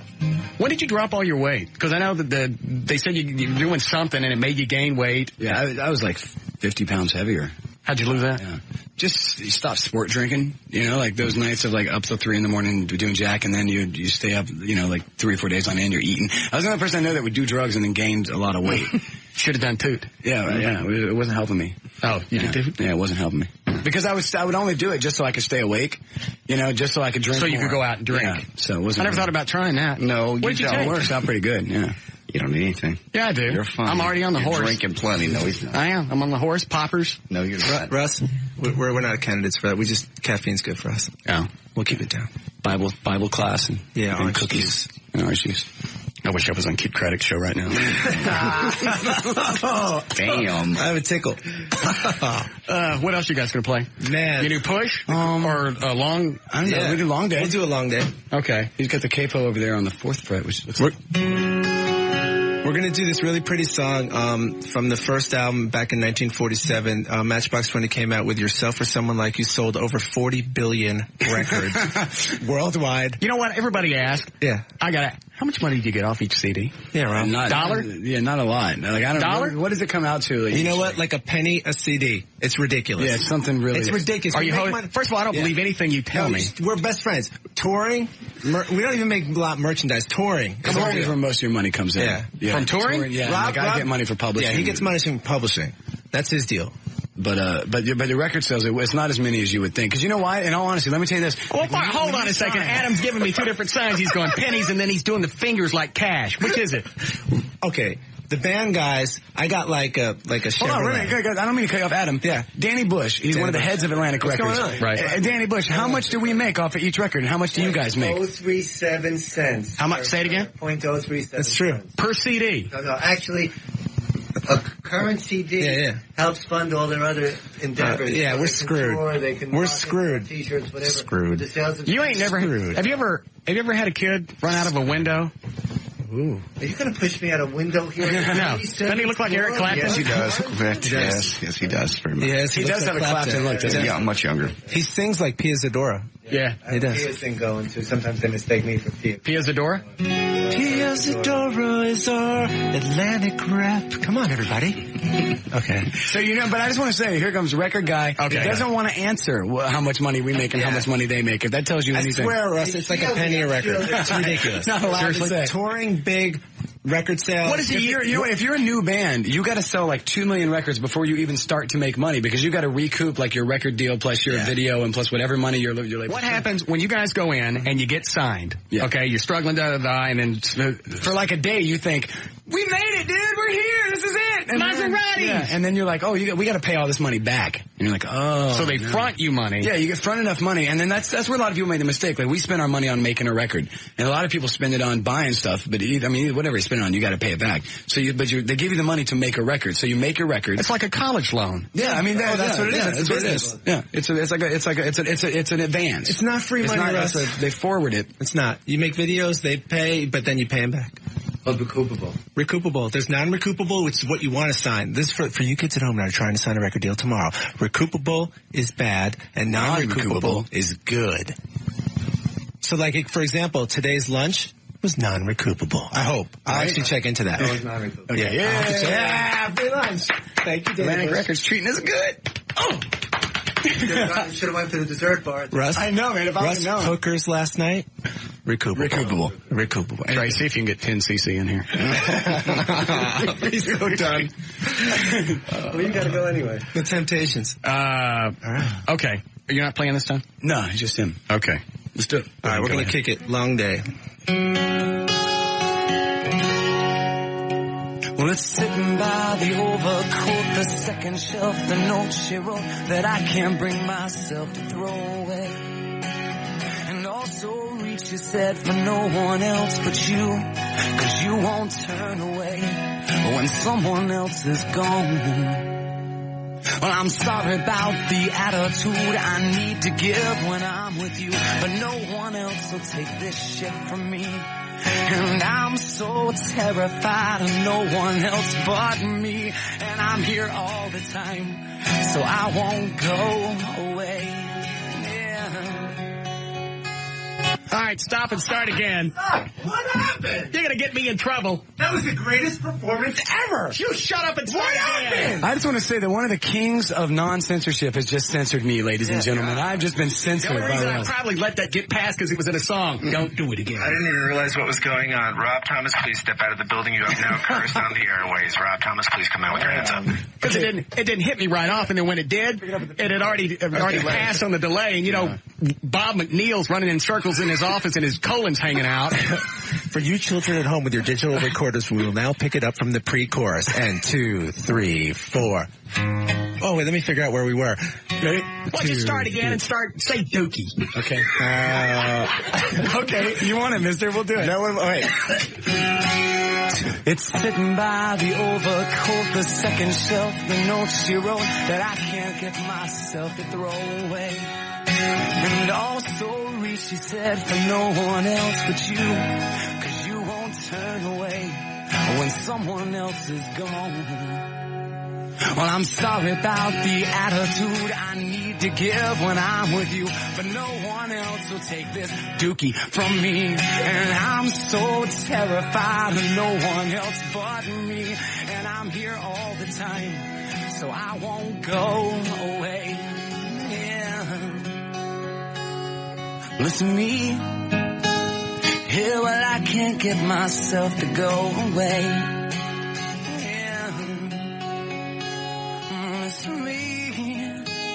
Yeah, well, I can't get myself to go away. Oh, God, I shouldn't feel this way, no. Reach down your hand in your pocket, pull out some hope for me. It's been a long day. Always ain't that right. But no, Lord, your hand won't stop it. We'll just keep you trembling. It's been a long day. Always ain't that right. Yeah, well, I'm surprised if you believe in anything that comes from me. I didn't hear from you or from someone else. And you're so set in life, man. A pistol, they're waiting too damn bad. You get so far so fast. So what's so long? Reach down your hand in your pocket, pull out some hope for me. It's been a long day. Always ain't that right, but no, Lord, your hand won't stop it. I'll just keep you trembling. It's been a long day. Always ain't that right. Hell, ain't that right, y'all? Ain't that right?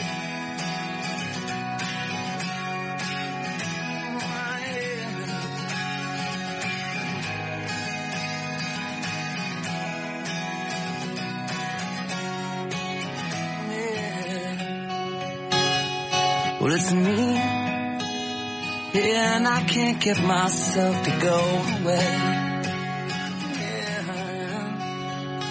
Yeah, it's me, yeah, well, I can't get myself to go away. Oh, God, I shouldn't feel this way, no. Reach down your hand in your pocket, pull out some hope for me. It's been a long day. Your hand won't stop it, I'll just keep you trembling. It's been a long day. Always ain't that right.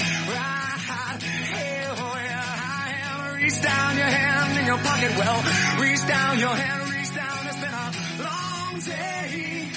Always ain't that right. Reach down your hand in your pocket. Well, reach down your hand, reach down. It's been a long day. That right? Oh, ain't that right? Well, ain't that right? Right on, child. Right on, child. Here I am. Here, come on.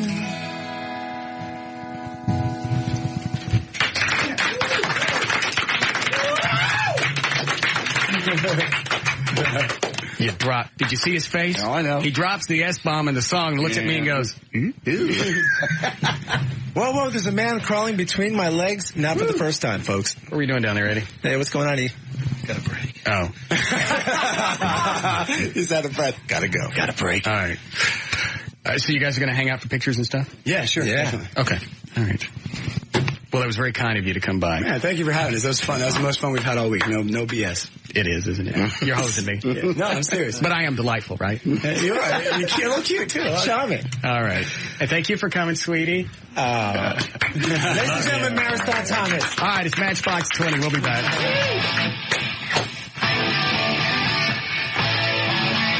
More of the Russ Martin Show coming right.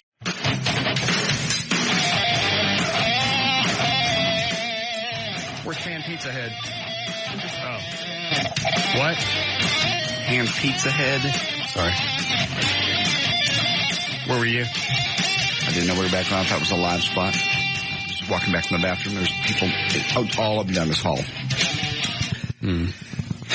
Anybody try and set... Were you running? Yes. Okay. Sorry. I can hear your head leaking. Go ahead. Was there anybody out in the hall trying to watch the concert with them play?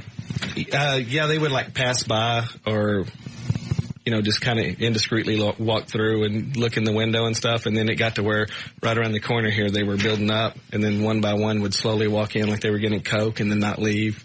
But they couldn't see anything. The blinds were closed. Well, at one point I'd opened the blinds. Oh, when they were just talking. Yeah. Okay, I got it.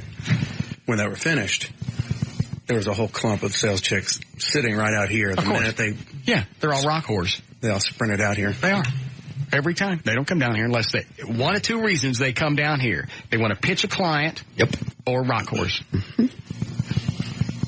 Never to come down and say, hey, nice job on a spot that you did for my client. This client's really happy. Blah, blah, blah. Only if they want something. Or rock whores. That Adam guy's giving me a headache. He was nice. He was just chatty. He was very morning show radio-ish. Radio-ish. Radio-ish, yeah. Yes. Rob would just be normal. Yeah. Adam was doing morning radio. Yes, he was. Ding, ding at 7:12. Man, his wife. I know. And when I was watching it last night, the behind the music, and I saw, her being interviewed and how they met and all the other stuff, when they got her doctored up. Nice lights, everything. Sure. Then you see them in person and you think, they're going to look all beat up. She's just adorable. How long have they been together, do you know?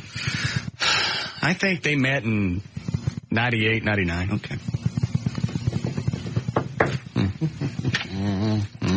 We got to do news. Yes, Lisa? Oh, hang on. Such a great opportunity to be there, and you guys are so great. I'm sorry, I missed the first part of what you said. I just wanted to say thank you. I had a really great time there, and you're hilarious. Oh, you were here in the studio? Yes, I was. Which one were you? I was the one who sat on your lap. Oh, for the picture? Yes. Are you married? Yes, I am. I have 2 children. Okay. Well, I'm glad you had a good time. Thank you so much. You're welcome. Bye. All right. We get everybody's cash? Yes. All right. Good. All right, you ready for news? Sure. Hard to follow that show. Man, they were really good.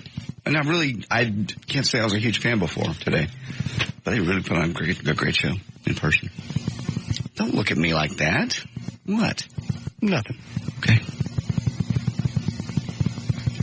Just funny to watch your mouth move on that great big head. Quit it. I don't have a big head. Quit that. It's almost like watching the moon talk.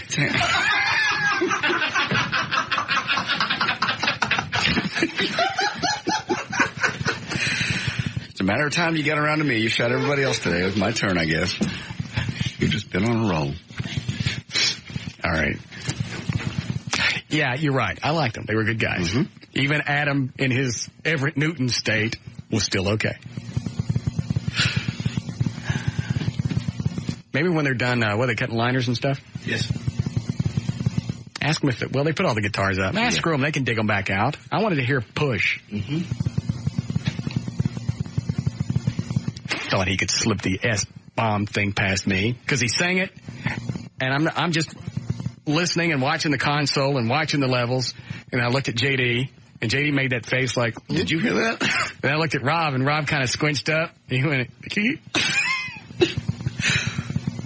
I wasn't sure I heard it. I looked at Trey because I don't know the music. I looked at Trey and went, was that word?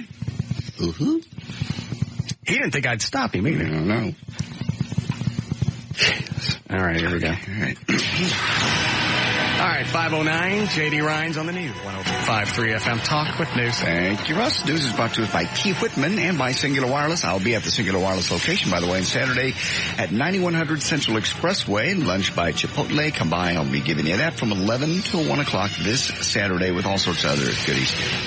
All right, let's see what else we have. Jimmy Carter accepted the 2002 Nobel Peace Prize today and urged people to work for peace in a world that has become a more dangerous place. The 78-year-old former American president was honored for his pursuit of peace, health, and human rights that began with the 1978 Camp David Accord between Israel and Egypt. Norway is a country, he said, that most appreciates its children, and I want to congratulate this country and all of you. That's what he was talking about. Former Best Buy employee claimed in court he was fired in June of 2001 because he refused to racially discriminate against and profile minority customers.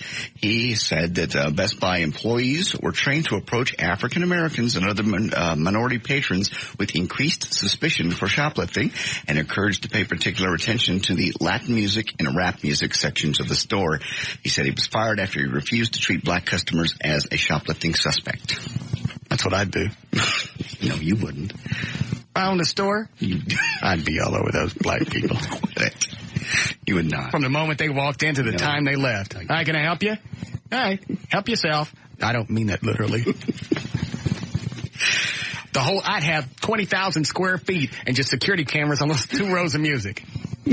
Nothing else. No, you wouldn't. Just assign a security guard to them as I walk in the door to stand right next to them. Right. This will be your security guard while you're here? Quit. Air travelers who use DFW International Airport began parking closer to the terminals last night. Federal officials have announced today they're going to change the way air travelers are screened at some airports also to get people through quicker. Federal officials prohibited parking within 300 feet of a terminal after the September 11th attacks to protect against bombs in vehicles. It's going to happen. We're going to have something else explode again, and then people are going to bitch, well, why did you lax that? Well, the deal with that is you could drive by the terminal. You just couldn't park by it. So right. It's a suicide bomber. He just drives up to the terminal, sits in the van, and it explodes. Or you get out and run 300 feet, and it goes up. You could still do it, is the point. That's what was silly. My point is, relax. Everything started laxing 2 months after the September 11th thing happened. Right. And people are bitching because of the long lines. Well, I guess, we were being too zealous. All right, fine. Let another plane fly into another building, and it'll come back. And people will go, why did we get so lax? Well, at Christmas, they're down now to you just get screened once instead of twice. You no longer get screened at the gate. Good. I'm not going anywhere. Okay, well, speaking of that, passenger at the Miami International Airport allegedly said the wrong thing Sunday, now expected to be charged with making a false bomb threat. 32-year-old man boarding an American Airlines flight to Venezuela when, according to the flight crew, he was asked to move his carry-on bag. He refused, saying the bag couldn't be moved because there was a grenade inside. There was no grenade. The man is arrested. If you haven't seen it, the cable network Animal Planet airs a riveting reality show. It's called Dog Days, which basically follows a bunch of New Yorkers around with their dogs. Well, it seems some of the most dramatic moments of the show have happened off camera. For instance, over the summer, the show's crew was interviewing a man named David Roma on the top of a 6-story building in downtown New York. During the meeting, David let his 2 pit bulls off their leashes to run around and play on the rooftop. They got excited and started jumping off the roofs to other buildings. Then the happy dogs ran full speed, leaped over a very low wall. There was nothing on the other side. The dogs plummeted 6 stories. One died instantly. One broke all 4 legs. There's news and information brought to us by the gas pipe. Did they land legs down like cats? I don't know. I doubt it. They probably just tumble. I know what I'd do if I was a dog and I just jumped off a building. What? Lick my balls. One less shot. Gas Pipe Friday. Eddie will be there from noon to 2. That's Maple and Wycliffe and Dallas and Food by Chipotle and all kinds of sales. That's at the Gas Pipe. I'm J.D. Ryan and on the Talk That Rocks Texas, the new 105.3 FM Talk. More of the Russ Martin Show coming right up.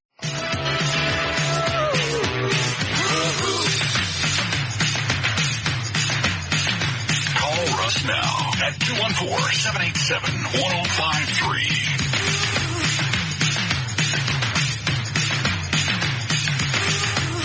All right.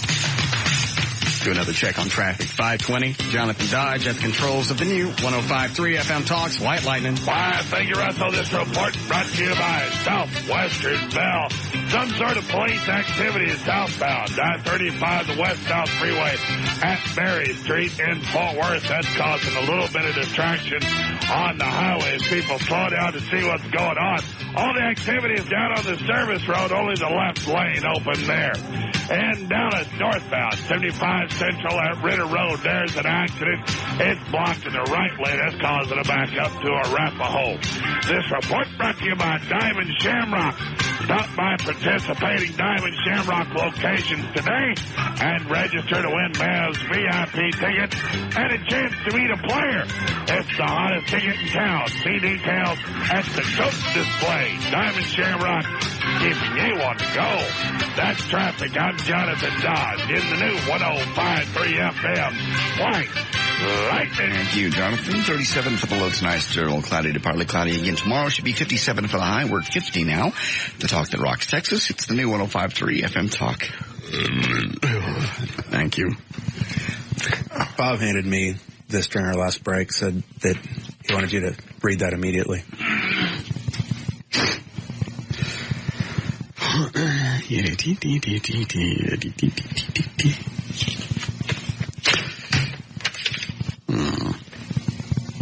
Oh, I see you copied read on it. Okay.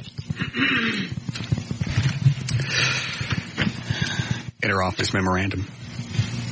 Prohibited activities and items. 12/9/2002, copy read Reeker. Want to hear it? Sure, I'd love to know what we're not allowed to do. Sit down. Okay. Did you ever find Dewana's phone number, by the way? Yes. Yeah. This it? Yes. Oh, let me try this really quick. Then I'll read you the memorandum. Okay. That's called a radio tease. Double snaps. Good number on the bottom right. Okay.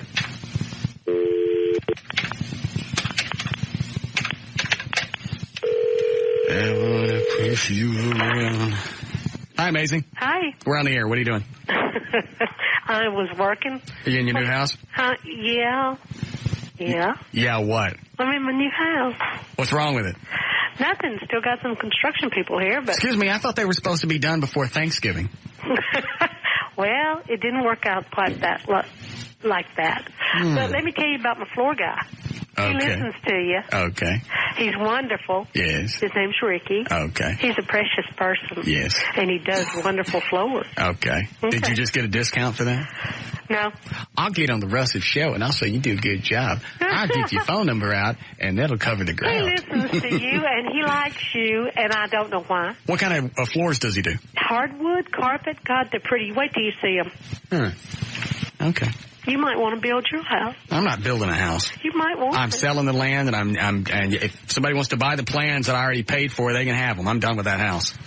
I am never, listen to me, I am never building a house. I don't have the patience. I don't have the patience. I don't even have the inclination to build a house. Hey, you told me you'd never be on a country station, didn't you? I never was on a country station. Yes, you were. No, I wasn't. For about 2 seconds, No. country station quartered you. It wasn't country when I was on it. It's like when Jesus touched the lepers. He didn't really touch lepers. The moment that he touched them, they were healed. Same thing with me in the country station. Oh, yeah, I'll listen to you.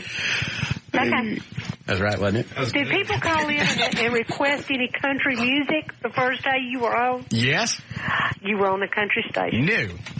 That was their perception, not mine. Perception, reality, two different things. Oh, okay. What was I going to ask you? I don't know. Oh, let me ask you this. First of all, when is the Batmobile coming? Not that you would know because you killed my dog, but when do you see the Batmobile? I didn't. That was ugly. You told me you didn't see her dying. I did not see her dying. And I know what you're going to say to get around that so you don't look like you were wrong. No. You were going to say that I put her to sleep too soon. I wasn't going to say anything because I would not try to hurt your feelings. But that's what you thought, didn't you? Didn't you? See, I told you. That's exact. Because the day that I called her and I went, you know what? this has got to happen. It was there to say. I walked in and I looked at her and I knew it was time because she was laying there and the only thing that would move were her eyes. She couldn't move any of her body. Bless her heart. Her quality of life had dropped to nothing. And I didn't want to do it. I mean, even when they brought her in and I knew that they were going to come back in about 2 minutes with the injection, I even looked at her and went, well, maybe she didn't look that bad. And Johnny England from Operation Kindness shows up, looks at her, and she goes, I can't believe you waited this long. Yeah. And then she starts crying, and then I start crying, and Johnny won't shut up. Oh, she's climbing the stairway to heaven, and I want you, please, she's going to a better place. Well, you know what? She's going to need somebody to give her some water. Why don't you go with her? Bless her heart, and bless your heart. See, so I told you, one of the things, I did it too soon. But you knew somebody else was having surgery that day, and I was there. And I know. Yeah, everybody's got a story. That's okay. You would not have done it if you didn't think there was another way. What? Does Dawana know the first thing her vet said about where I had the dog? Yeah. No. Oh. So. Does I know what? You know the vet that you wanted me to talk to, the specialist? Yeah. All right, Trey called over there and said, here's what's going on. DeWanna Bird recommends us bringing the dog to you. He says, where's the dog? We told him it was the Veterinary North Referral Center, whatever the damn thing's called on Trinity Mills. He said, that's the place she needs to be. Did you ever find out what killed her? No, I never got the reports back. $3,400 later, I ain't got a clue. They should have told you. They didn't know the day we put her to sleep. See, that doesn't sit well with me. Well, I wasn't digging it either. Even after $3,400, I'd like some kind of explanation. I'm not, expecting the dog to live because I paid that. No, but you would like to know why, because you've got another baby. It would be nice. Yeah. Yeah. Anyway, so when's the Batmobile coming? Even though you killed my dog. Not that I'd be. Now, what did you say again? When's the Batmobile coming? Okay. Dog killer. I think I heard you say something. I didn't say anything. Is it coming this week or not? I don't think it's coming this week, no. Jesus. And you know what? She's probably right. Why? He said he was going to have it on the car. He said it was going to be here October 12th. He said for sure by Halloween. He said absolutely right before Thanksgiving. There's nothing left to do to it except put it on the trailer. Is anything bad going to happen to it from California to here? Now, when you said that, I saw mud, and I don't know why, okay? I don't know why. Or else it looks like mud, but a big splat of something, and that's the only thing I saw. It's a bug. Quit it. Aren't they having a lot of rain right now in California? A little bit, yeah. Is he on his way? I don't know. He hadn't told you? He's supposed to. And you're fussing at me about my house? First of all, I don't have to live in the car. Your house wasn't done on time because you got dolts working on it. But that's another story. They are not. Were you in your house sometime? Not quite, no. Dolts. But they're not dolts. They're really good. I'm sure you enjoy them. When's my car coming? Let me think. I think you're going to see probably by the first of next week to Tuesday or Wednesday something. And he might call you and tell you that he's stuck somewhere and not because of your car, but is he driving your car? He's driving it down on a flatbed. Oh, okay. It might be the flatbed that has some problem with it then. Or the car that... Well, actually not a flatbed truck, a flatbed trailer. Yeah. The car that's pulling it, it might be that one that has some problems. And I think it's going to be... That's why it got me, is because mud across the desert. I don't understand that. Maybe he stops for some anal sex. Just one time, can't you just say, everything's perfect, everything's fine? You never do. You never come back with, nope, no problems. I don't see an issue. JD, I have come back with She did that. No problems. Oh, she did that. She did it with Michelle, my dog. Well, you're not helping her case. Dog killer. Now what? Nothing. All right, so early next week. I think that there's going to be, and I'm not saying anything's going to be wrong with that car per se, right. But I saw a big splat on it, and that might be the first thing you notice. Well, it does have an oil leak. I'd already told you about that, though, hadn't I? That was the Mach 5. That didn't have an oil leak. Okay. So when's it coming? I think you ought to hear something about Monday, and perhaps it's Tuesday or Wednesday before it gets here. All right, Wednesday of next week. But you're going to hear something on Monday, and he might be stuck, like, in the desert. Why would he be just... He's going to come through Desert, right? Yes. Okay. The other car might have something wrong with it. All but right. you'd think he'd pull it with a real good car, wouldn't you? Yeah, he does. Okay. Okay. So what else? No, that was it. No, you have a dream. Oh, that's it. That's we do? Yeah, that was the reason I called. All right. You and what's that man's name that's dead now?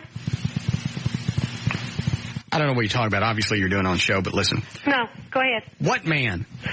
I think his name was King. He had a dream. Oh, jeez. Martin Luther. Yeah, there you go. Thank you. Hold on a second. Can you hold on just a second?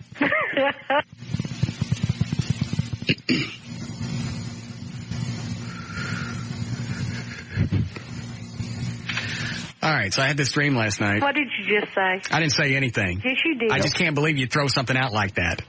Well, you know how my mind Isn't that works. dead guy? So you had a dream last night.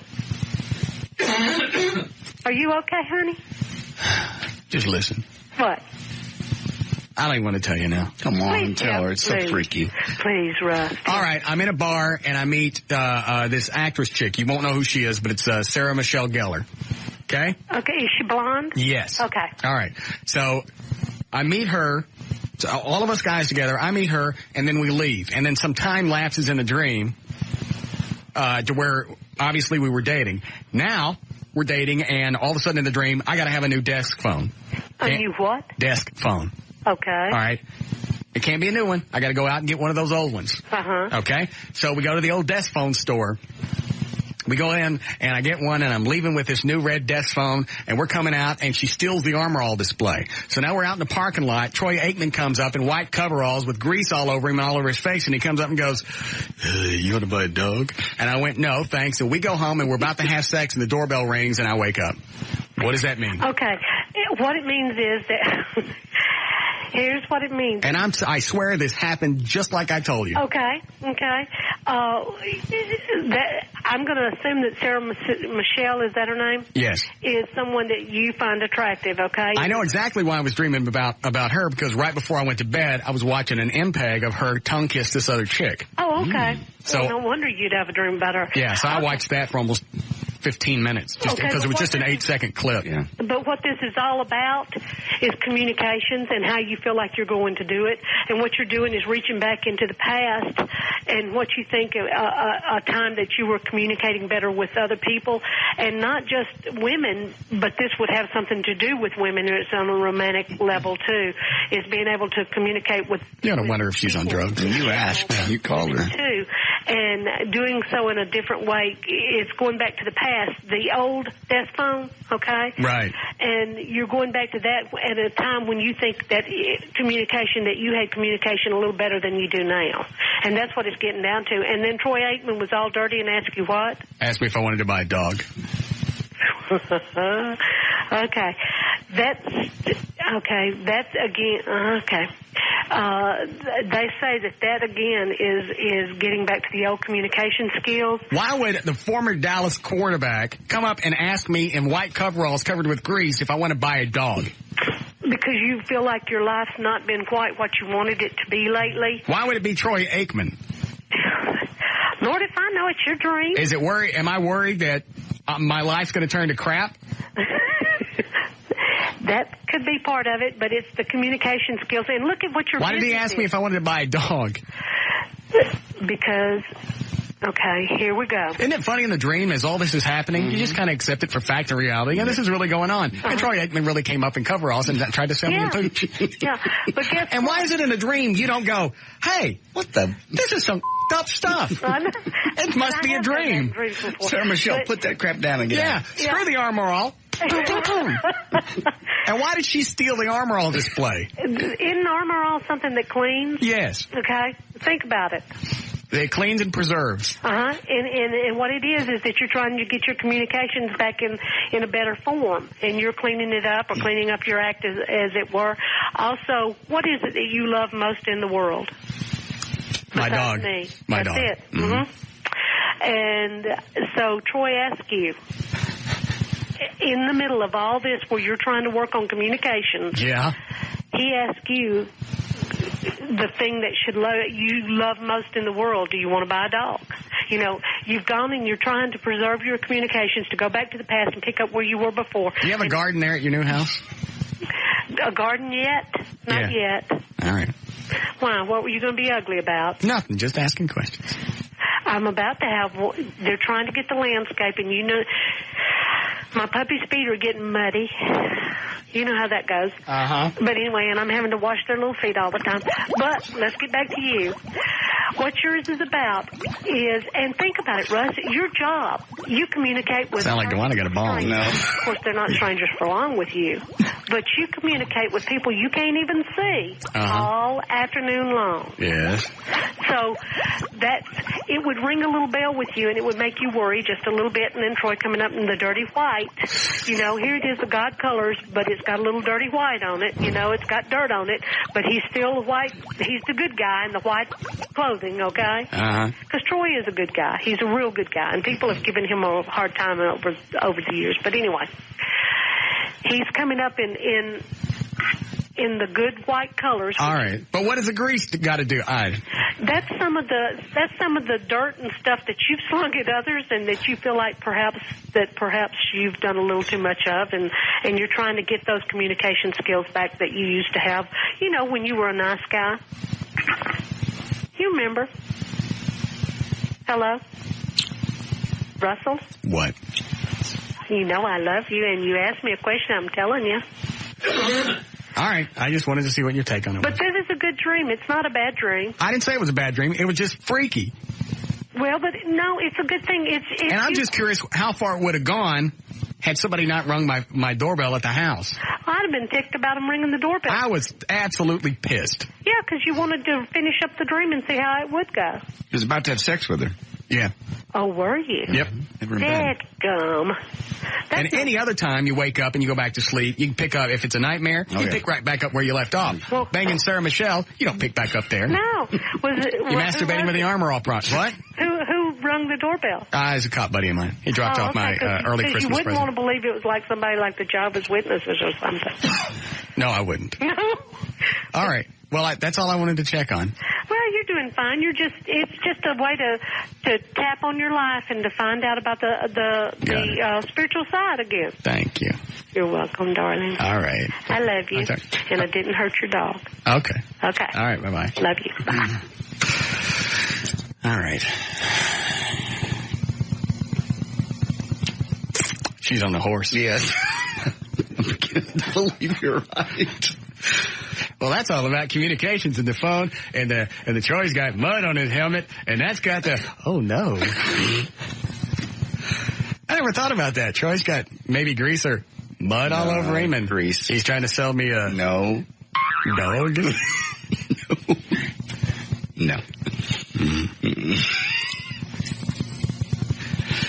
All right. How are you doing, Eddie? Getting close. All right, let me take this and then we'll break. Yes, Sandra? Yeah, I was wanting to ask Duano a question. All right, hang on. She's still on the other line. All right. All right, hold on. Hello? Duana. Yes.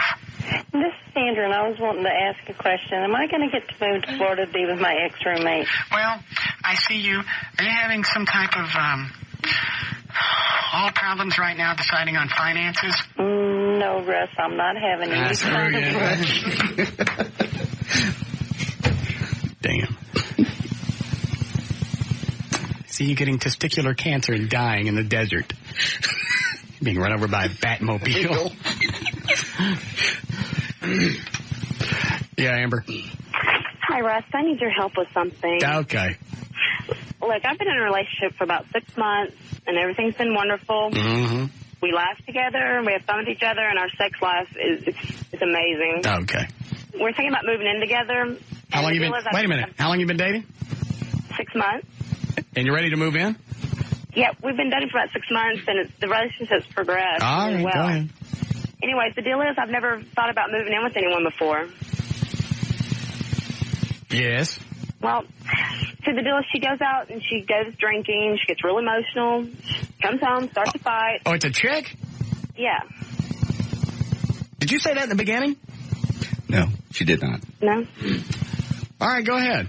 Anyway, she comes home, she starts a fight, she's drunk. That would be something I would throw out in the beginning, that I'm a lesbian and I'm having problems with my significant gash. Well, what's the difference in a lesbian and a guy?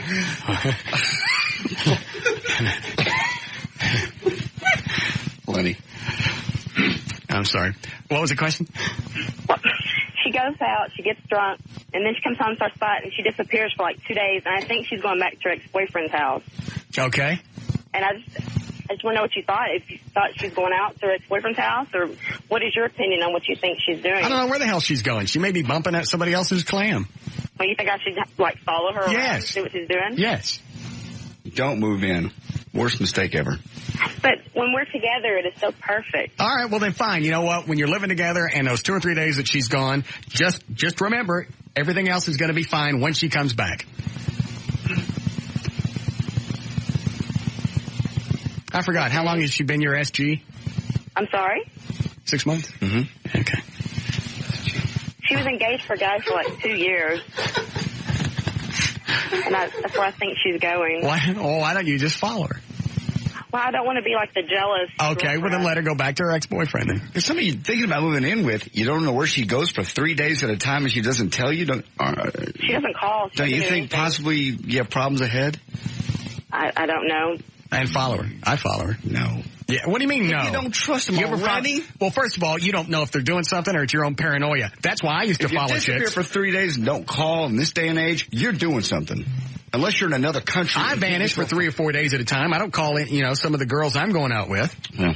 She's thinking about moving in with this person, so it's a serious enough relationship. I'd follow her. Well, you need to know where somebody is. You need to follow her and see if it's paranoia or reality. That's the only reason I ever used to follow chicks.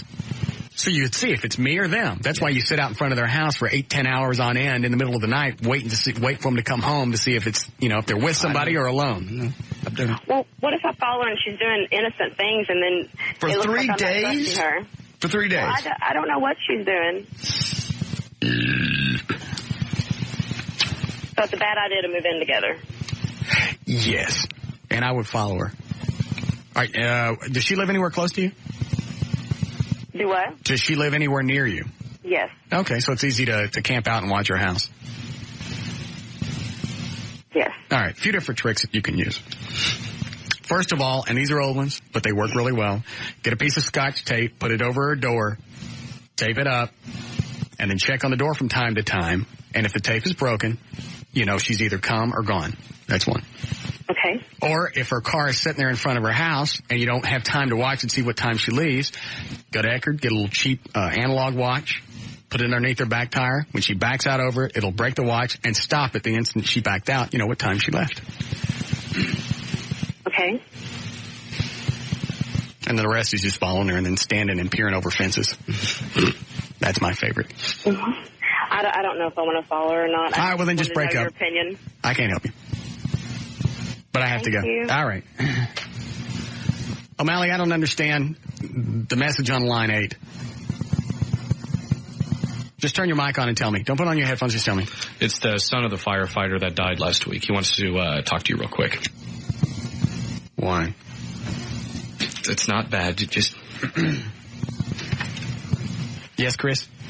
Hey, Russ, this is Chris. I was just going to call and thanks for being respectful about my father on Friday. I heard everything everybody told me I talked about was nice and everything, and you're trying to get stuff together for my mother and everything, so I was just calling to thank you for it and everything. Well, you're more than welcome. We have a check that your mom should have by the end of this week. That's great, man. It's very much appreciated, I saw that they had the services for your daddy today. Yes, they did. It was awesome. There was over 3,000 people there. Was it really? From all over. We had firefighters from New York, San Angelo, I think, San Antonio. It seems like more often when a firefighter is fallen, more people turn out for the funeral than for a police officer. Or it seems like that. Yeah. Well, it was the first funeral I've ever really been to, so, I don't pay attention to the news. And firefighters, cops and firemen, they both do a great job, but firemen always get the short end of the stick because they don't get that cool car and they don't get to drive around and do racial profiling and beat people. No. They don't get all of that. No. They get the stink and the smoke, and every time they leave the firehouse, it's always code 3 when they leave. Right. It's a crap job. So, yeah, and they're underpaid too, so. Anyway, I appreciated the job that your daddy did, and I'm sorry for your loss. Oh, thanks a lot, man. It's been real hard, but, me and my brother and... Who's staying with your mom right now? The fire department is, actually. We've had Dallas firefighter with us 24 hours a day, staying at the house, and, we've had... actually, my father, the firefighters never left his side. There was two on guard at all times until he was buried today. Did the medical report come back? Your daddy actually had a heart attack during the fire? Yeah, it was a massive heart attack. They didn't actually do an autopsy.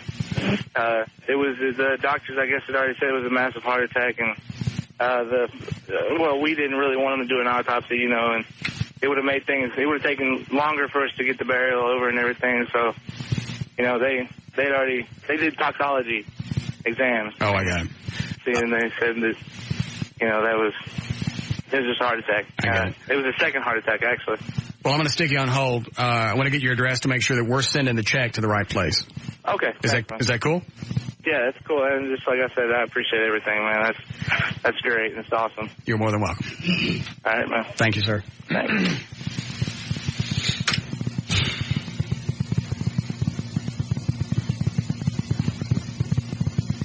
I don't have anything curt to say. Stop looking at me. Has to be a hard day for him. Can we break here? Yes. Good. We'll be back. More of the Russ Martin Show coming right up.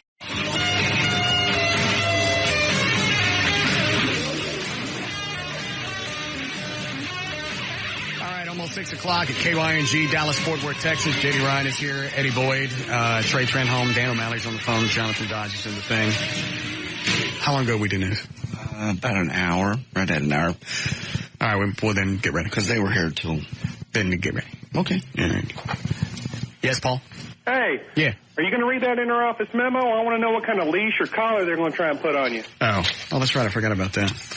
Yeah. Okay, I got it. Thanks, Paul. Thanks. What did I get sidetracked on? Oh, okay. The one in your dream, yeah. Why is it you can't just have a dream and it's just effed up? I don't know. She always has an answer. She always has an explanation. And it comes out of her quick. Yeah. It's not like she had to stop and go, well, let me think. Mm-mm.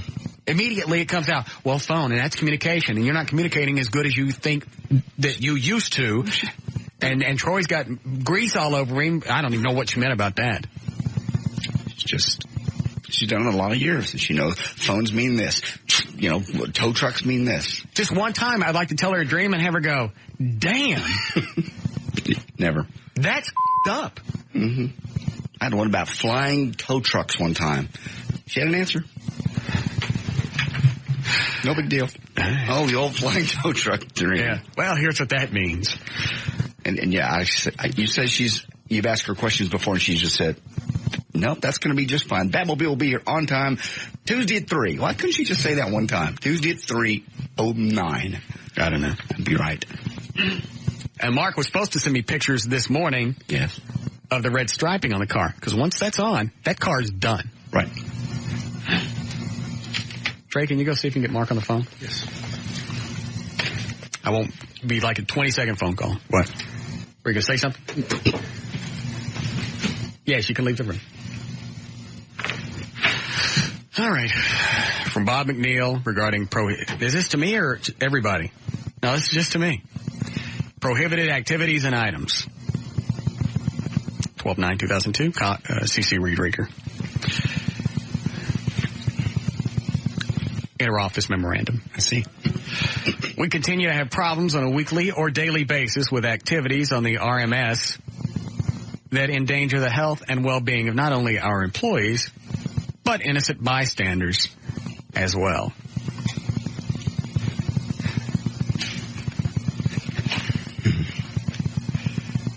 Hold on.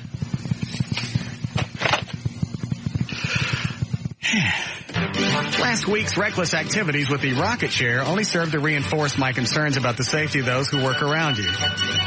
This isn't something new. This is a partial list of other activities which have endangered various people. Attacks on employees and guests of the station with real guns and blank guns. using saws to cut holes in walls at the station. Motorcycles racing up and down the halls within the station. Well, you put it like that. They weren't racing. Did you get a hold of him?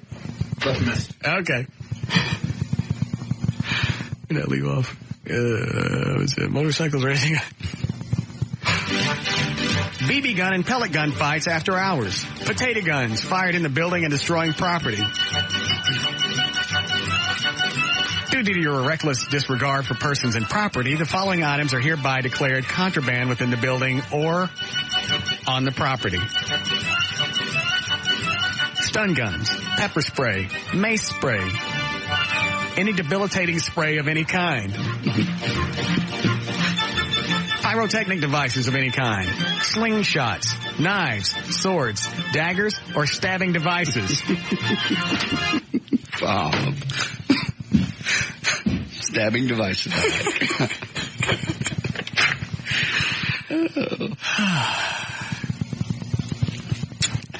Swords, daggers, or stabbing devices. Animal repellers. What is that? All those bird bombs that I was shooting. What's a bird bomb? It shoots off like a small flare gun, and it just kind of shoots out and explodes. Where did you shoot that? Down the hall one day. Oh, is that when they called the fire department? Yeah. All right.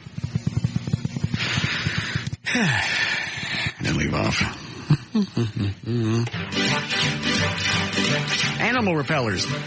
Law enforcement products such as batons and handcuffs. Throwing knives, including but not limited to the Batman throwing star. Blowguns. Paintball guns. Crossbows. Do we have one of those? Mm-hmm. We have a crossbow? It was a pistol. It was JD. Yeah, it's mine. Oh, that's right. Mm-hmm. Crossbows, bows and arrows, any device using gunpowder or any projectile propellant.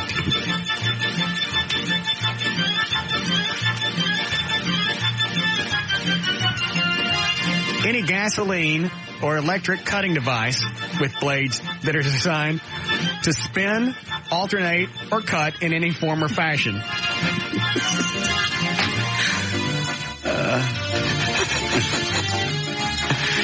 Please see that you comply with this memo immediately. If you have any questions, please let me know. This reckless disregard for life and property has to stop.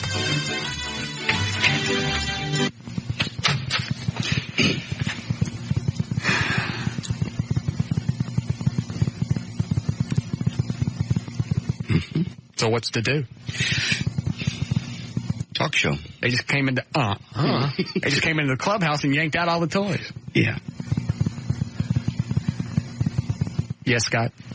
Oh yeah, I never heard the full story about that rocket chair. I know Trey is probably in it. Have you not seen the pictures? Nuh-uh. Oh, they're on RussMartin.com in the photo gallery.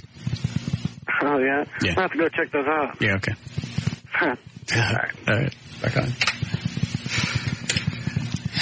Bob in his office? Mm-hmm.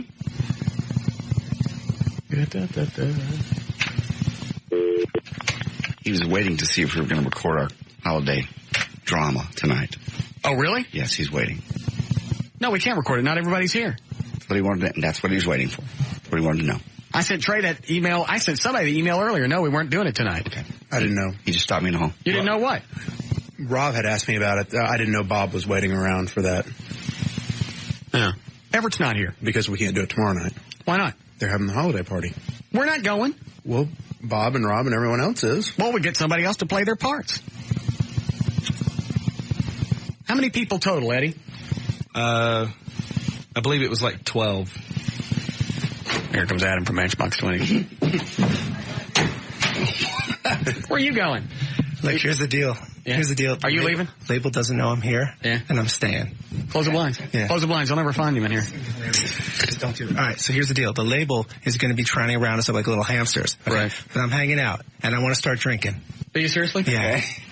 Close that quick. They got a big table full of food set up for you guys in the other room. I'm in such trouble. Eddie, run outside and turn off the monitors out there so they can't hear that he's on in here. I'm going to get in such trouble. They're coming in anyway. Let's see. They're going to find us. Is this the gun? I'm so afraid to shoot this. Can I shoot it? Yeah, it's blank gun. Can I shoot it? Yeah.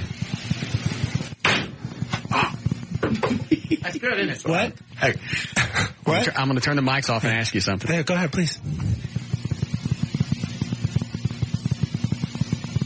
All right.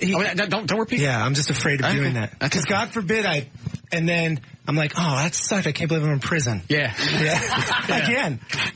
Excuse me. Dude, I like your music. Excuse me, that's my ass. It's actually, if you really killed somebody with it, we'd give you your own ass swatter. It'd be weird. I would hope you'd send me cigarettes so I can get a little less of that in my ass. Yeah. Because if you give them cigarettes, they'll be like, okay. Isn't that funny? If you got Pell-Mells in prison, it'll keep people out of your butt. Bizarre. It's weird. I've seen that. I've heard about that TV show Oz. I've never watched it, but I've heard about it. What show? There's this TV show where that's all it is supposedly, and I'm wondering why people are watching it. What'd you decide you want to drink? I can't really drink a beverage right now. I'm not allowed to drink when I'm doing promos because I'm just too hyper. But you're done now. Yeah, I'm just teasing, I can drink anytime. I'm going to take, here's the deal, Russ. I would have a drink with you and I would sit here if I was sleeping here, but I'm going to get in this weird bachelor van that bounces, and I know Rob was doing a little, we're in trouble. Go, he found us! Rob Thomas, ladies and gentlemen. I'm nervous because I just saw Rob at the end of the hallway, and I'm just like, oh, geez, here we go. Rob, I came in here and I was hiding from everyone, and you found us. Hey, how you doing? How you not do a show again? Yes. Hey, we're back now. They got nothing else to do. They got a whole table. Where are you going? How long before you leave? Because you're driving to Houston, right? Yeah. They got a conference room full of food, baby. Shot this, Rob. Point this at the ground so you don't kill anyone. Shoot it. Go ahead, it's blank. Yeah, watch out. Hold on, watch your ears. Seriously, hold your ear, Rob. Rob! I can't hold my ears and shoot. Go ahead, it's not that loud. Wow. Isn't that fun? Yeah. Now if I ruin his career. Hey, Rob, let me ask you something.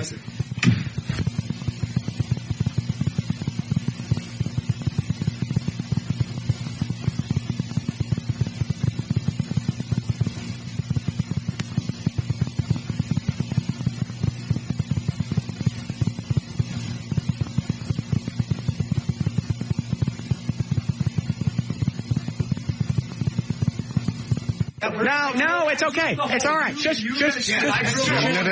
We're back on the air. Shush. Hey, guys. All right. Oh, somebody escort me. Okay, hold on. Rob, I'm going to shoot. I'll find that jackass. Yeah. Yeah, I will. Of course I will. Calling Bob McNeil in his office. Where am I going? Hello. Hey, Bob. Yes. Why the nasty, ugly memo? Because we can't tolerate this anymore. I mean, it's gotten out of hand. Well, why couldn't we just have a little talk? People. There's a potential of lawsuits. There's potential of damage. There's potential of people being killed. And at the risk of sounding like the Christmas Story, people could get their eyes poked out. They could get, all kinds of things can happen with this stuff. You got projectiles flying around the building. You got gasoline. Where are you right now? I'm in my office. Somebody's at the door. Open the door, will you? Go! Change it!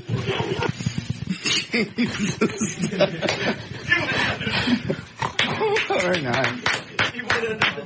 Did it go under the desk? You know what I did? I whacked him over the head with this thing when I was done. Oh, great, yeah. Not only did you shoot him, you pistol whip him. That was like the last minute of talk radio right there, wasn't it? Yeah, that's fine. Yeah. I got the clearing, by the way, being the nicest guy in music. Can I say son of a bitch on the radio? Yeah. That's what I asked. And I got the proof. That was fun. I know. You know what? I realized as I shot down and then I got excited when he dunked and I started aiming at him. And I'm thinking, oh my God, I wish that was on. It's a sense of power, isn't it? Yeah, it was exciting. It's fun. Because we just got the memo that we had to stop. Oh, so that's the last time we're shooting today? Today. Yeah, today. Yeah, that's why we had the guys from Matchbox 20 shoot up. Yeah, Russ, we're coming back and we're heading to Houston. And we love you guys for having us. Are you leaving right now? Yes. Just a second. Yeah, we want to chill for a minute. When you have a chance, we're going to hang. Why are you guys in a hurry? We're not. Yeah. We're going to get in like midnight, and then we get like 4 hours of sleep, and we're coming on us. Which stations are you doing in Houston? We don't do radio anymore. This was the last radio show ever in the history of Matchbox 20. You heard it here. He's like, Danny, our Atlantic guy's like, that's true. They will never be invited. All right. Now I want Rob, get back up on this mic. I want you to promise me, because I'm not going to say anything on the air about this. Okay. I'm going to call you. Give me your number, and I'm going to call you. Give Rob the hotline, because Rob. What about the sidekick? Shush. Okay. You and I don't have secrets. Rob and I have this one bond thing that nobody knows about. I'll call you. Okay. We'll call. And I promised him I wouldn't talk about it right now. Understood. You tell me? Yeah, oh yeah. Yeah. I'm excited. So when you understand it, you know everything about it. Ooh. I can't wait. I'll tell you when I shut the mics off. When are you going to call? Huh? What are you wearing? When are you going to call? Don't tell me you're going to call. Don't take my number and just Trust me, vanish. he'll call. Don't get me all excited and then all of a sudden the phone number rings. It might be taped, so he's going to have to be careful. And don't do this 3-day BS either. Well, I got to wait 3 days. I'll have an attorney standing by. Okay. All right. Well, so we'll do the pictures and then you guys got to go? Yeah. Okay. All right. Ask Screw News. We'll just come back.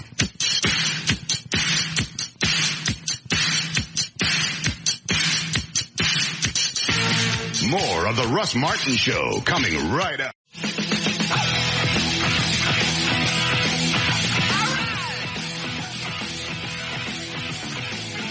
are the rules for calling the Russ Martin Show. Do not call and ask for phone numbers or websites. Do not call with a joke you saw in a movie, on TV, on a bumper sticker, on the internet, or you heard in the 8th grade. Do not call and ask for advertisers' phone numbers. Call information and ask them. Do turn your radio down. Do get to the point. Practice in front of a mirror before calling. Do not waste time telling Russ your name. He's far too important and busy. He won't remember it anyway. If you understand these rules, call Russ now at 214-787-1053.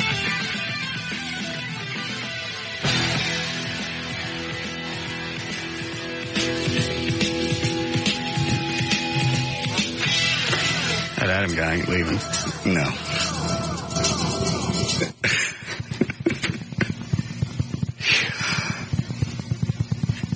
It's when you think they're gone, they come back. Running back and forth by the window, waving at you. Making it think, can we come back in?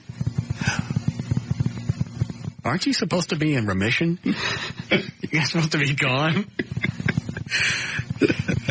Somebody even emailed, why don't you get Allison Express to fly him to Houston so they can stay and party with you guys? Yeah. Yeah, I wonder why they're driving everywhere. Who knows? Because they said they're going in a bachelor van, whatever the hell that is, to Houston. Yeah. Just cheaper, I imagine. Well, look at all the albums they've sold. Well, I think the record company can cough up airfare from city to city to city. You think? Rob Thomas won, like, Songwriter of the Year when he did the song for Santana. Mm-hmm. They should have the cash. I shouldn't have to walk any place. Yeah, that's true. I shouldn't be getting tickets on the tollway. My limo driver should be getting tickets on the tollway. Sure. We didn't start news, did we? Mm-mm. All right. Yes, Charlie? Hi, Russ. Hey, I just wanted to apologize for you having to work for a pussy like Bob, but he did miss a couple items. Hang on, hand me the memo. All right, go ahead. Cattle prods. Hold on. Stun guns, that's going to be the same. Is it? Yeah. Something about animal devices in there. What was it? Animal repellers. Oh, okay. How about explosives? Pyrotechnics of any kind. Of any kind? Yeah. Well, I'm sorry you work for somebody like Bob. Well, that's all right. We'll get around it. Yeah, you'll figure something out. Love the show. Thank you, sir. Take care. All right. Bye-bye. How long before they get the air fixed? Tomorrow. They're waiting for one guy to come back. Is that the only guy with the key to turn on the air? I think he's the guy that handles the air conditioning. We turn on the heat, but the guy at the match is out of town. Yeah. We always let Leon handle the matches. So, we flick on your pilot light, but no match. No Leon. You got the match. Yes, he does. Oh, Lord. It's hot. All right. Is it Michelle? Yes. Go ahead, sweetie. Russ, I cannot believe you. I can't believe you let LA get away, and you didn't tell her that you felt the same way that you did for her. Hello? I'll write you a check if you people will leave me alone about L.A. Russ, we all know that you love LA, and she comes to you for a week straight, and you didn't even tell her anything to make. I don't. What? There's nothing. What is it? I'm supposed to. What is it? I'm supposed to tell her. Tell her that you love her. I mean, we all know that you love her. And you picked up that how? By listening. I mean, we can hear by the way you talk to her, the things that we hear when she was here all week. I mean, I don't understand why you're being so stubborn. I mean, what is there to be stubborn about? That you're not telling her. You're not willing to change anything to let her feel secure in y'all's relationship. Okay, fine, I understand that. You know what's funny was I didn't think about this until just now. When I stopped to see LA at the Platinum Club last Saturday, it was Saturday night and I didn't have anything to do, so I thought, well, that'll be good because I know I can go there and Vinny will take care of me and blah, blah, blah. And it's her last night. She interpreted it was I was coming in right before she left town. Isn't it funny how she just extrapolates all this information that's got really nothing to do with anything? It's almost like she's grasping. She is. Russ, she just wants something for you to reassure her. Does that make sense? Yeah, because there's a part of the tape where she goes, and I played this back several times. You hear the inflection in her voice. She goes, "It's because you love me." And there's this pause. And she goes, "Right?" She's fishing. Yeah. She loves me, right? Which tape? She's practically When she was begging. on the I don't air? understand why No, you don't on the wake up phone. and smell the roses. There's nothing to smell. You have something so good in front of you, and she's willing to change for you. But Well, first of all, she wants me to change. I'm not changing. Well, but you want her to change for you? I don't want her to do anything. I don't want her to do anything. She may continue sucking for a living.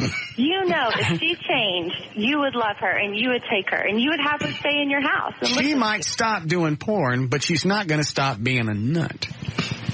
You love that. I don't love that. I love it in doses. It's like hanging around nieces and nephews. It's okay to be around them for 15, 20 minutes because you can smack them and go home. She's practically begging you just to give her attention, be nice to her, take her out, buy her flowers. I mean, I don't understand why you don't do that. You know what? Here's the other thing. Doing all that stuff is romance, and romance kicks in, you know it. Somebody doesn't have to tell you, court me, you want to do it. You're not told to do it. Therein lies your dilemma. I think you're scared to. Are you scared to love her? I'm Let her know? No, I'm not. Russ, that's how relationships work. If y'all have this relationship... Now, what is it with all you chicks? It's been more chicks than guys, because most guys would go, you know, it's a porn star, and you're not going to get any better than that. You get in there and that. But it's chicks coming out of the woodwork about the romance. Love and the You guys love each other. I really, honest to God, thought chicks would just gang up on me and go, what are you doing banging a porn star? That's nasty and disgusting. Russ, I mean, she's going to stick around. She stayed around. She's not going to leave until you just, I guess, make her your wife. Why don't you just make her your wife? I mean, and tell her that you love her, and she'll come down, and that way she's secure with everything, and she doesn't worry about girls. If it were possible, yes, my eyes would be spinning in circles like a slot machine. Just what she said about, why don't you marry her? Marry her. LA's brought it up. LA's brought up marriage and babies, both. Did you say babies? Baby? Yes. See, you could have a baby. That you didn't reverse your vasectomy? Oh, no. That's what she said. Yeah, you're right. You're right. She said that. And no, I never said I'm going to. Do you remember how long it took me to get the vasectomy done? Oh, I know. You think I'm going to have somebody go back in there and fiddle around inside my ball sack and reconnect my bases? Don't you love her enough? I mean, that would totally secure her. I got a vasectomy for a reason, and that reason is I don't want any kids. And I certainly don't want any kids with Elmer Fudd. But you want L.A. I mean, you love her.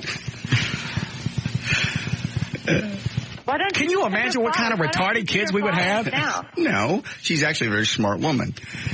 But she's dingy. But if they talked like her, that would be distracting. They wouldn't be around her until sometime after menopause. Yeah. Just on the outside chance that they might pick up that northern accent. Yeah. I think you should send her flowers now that she's gone. That way it'll make her feel secure until she comes back to visit you and stay with you. She's going to be in 2 weeks. She'll be back. Well, I'm sure she's worried. About what?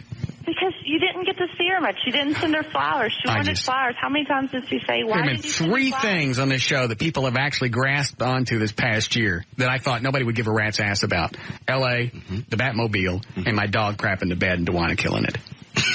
Dewana didn't kill it. Did my dog die? Dewana didn't kill it. You don't know. What, Michelle? All 3 of those things you love. You got a point. You're the one that put him in the category. together. But what I'm saying is, I don't understand why people are all over LA this. was the first one, so that's... She's the first one what? That was your number one that you loved, and then Batmobile. No, I didn't say I love those things. I said that's those things that you guys have glommed onto. Leave me alone. I don't know why you don't make her feel secure. Okay, fine. Then I'll send her some lovely flowers. And then you'll court her when she gets back in 2 weeks? Absolutely. You should take her out. I will. At a normal hour. Yes. Before 8. Perfect. On the weekend. I wish it was then now. You should call her and make her come faster. Yes, the 1-800-THROW-FLOWERS thingy. Thing she couldn't get right. Yes, I'll do that. Send them every day. Okay. For 2 weeks. Absolutely. She would love that. I know she will. And then you'd be totally out. When she gets here, she won't be able to love me anymore. Absolutely. I wish I had a time machine so I could just jump to the 28th right now. You can go visit her. I'm so excited. Love is in the air. All you need is love. See, you love her. Love me 2 times. Love. See? I'm not sending her flowers. Are you going to see her when she comes back? Or did you know? I don't know. Why? I'm asking. And it's getting hotter in here, isn't it? Yes. Did we ever start news? Nope.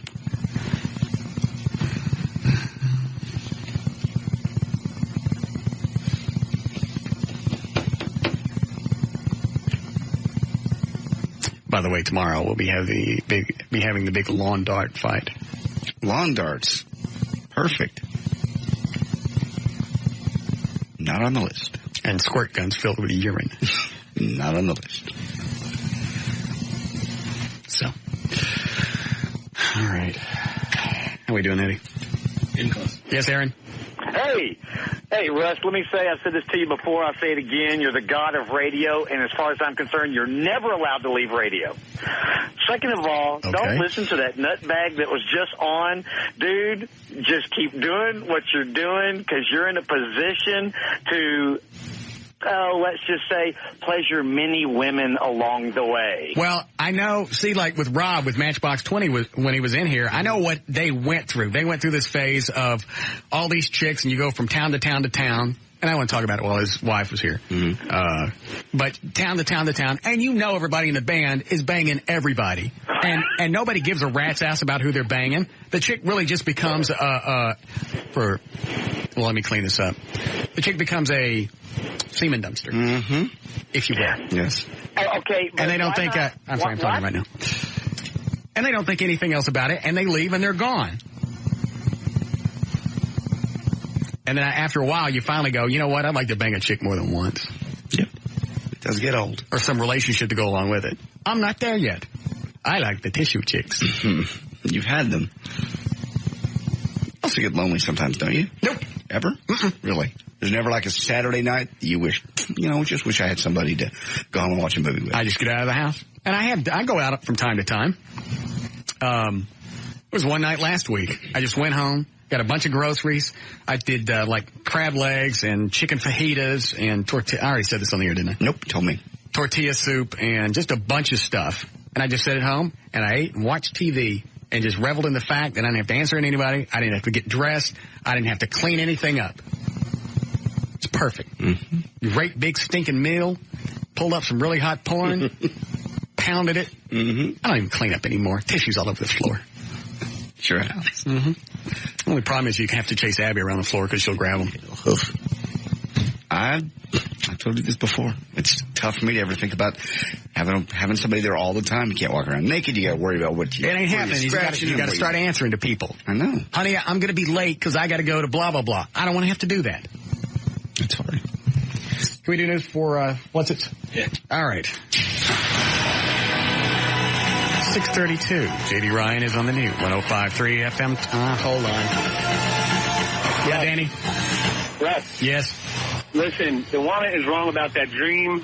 That dream has to do with your relationship with L.A. and Troy Aikman.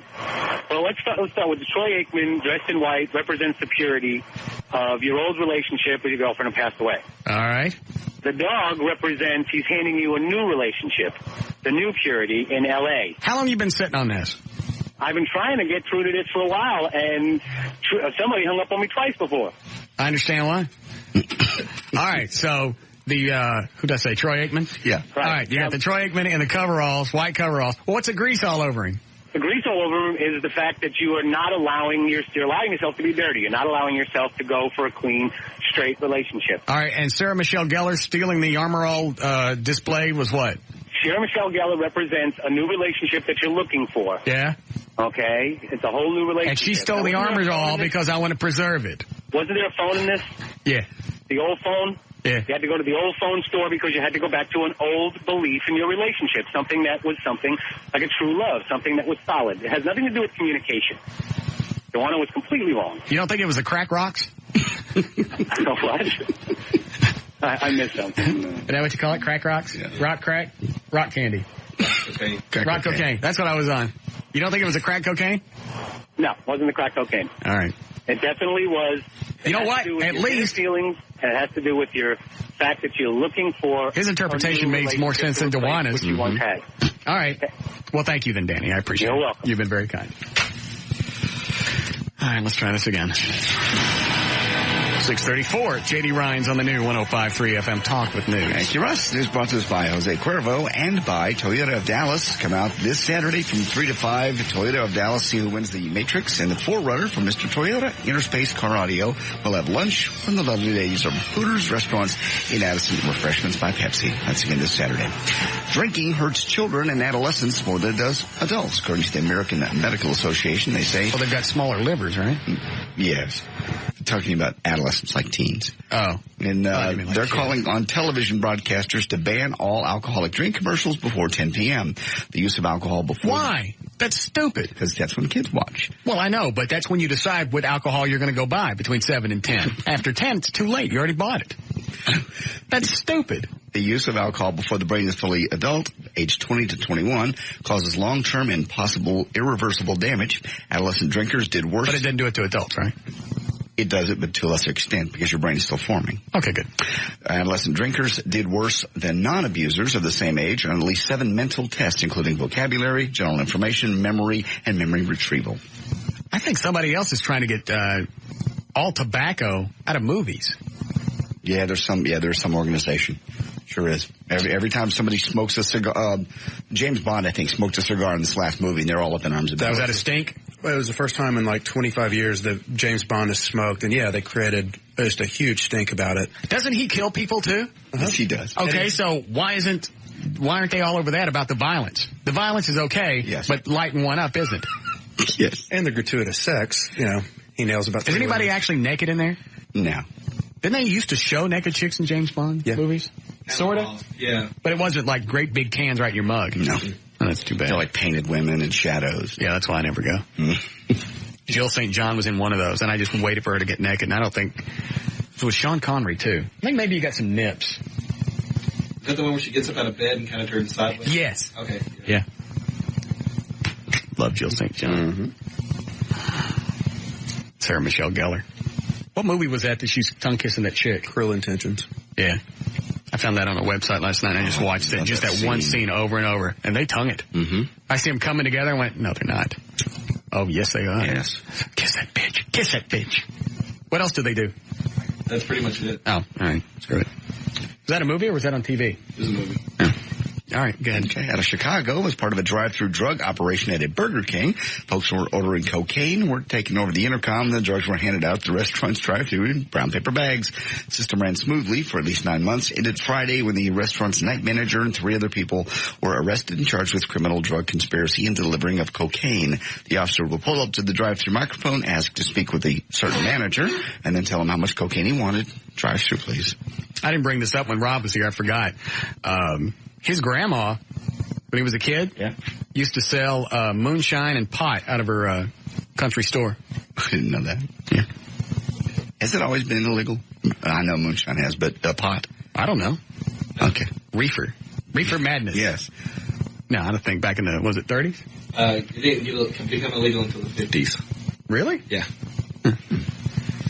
That's when everybody had the Reefer Madness. That's what I have now. I'm going to stop drinking because I got the Reefer Madness. I remember that. Remember that movie, Reefer Madness? Did you ever That's see where it? I got it. Yeah. I didn't see it. I saw the name. I was just always wanted to see it. And I finally see it. You finally see it and you go, what is it about? Like a public service announcement. It's about the evils of smoking on these. I know it's horrible. Dope heads. So I'm picking it up. No, you're not.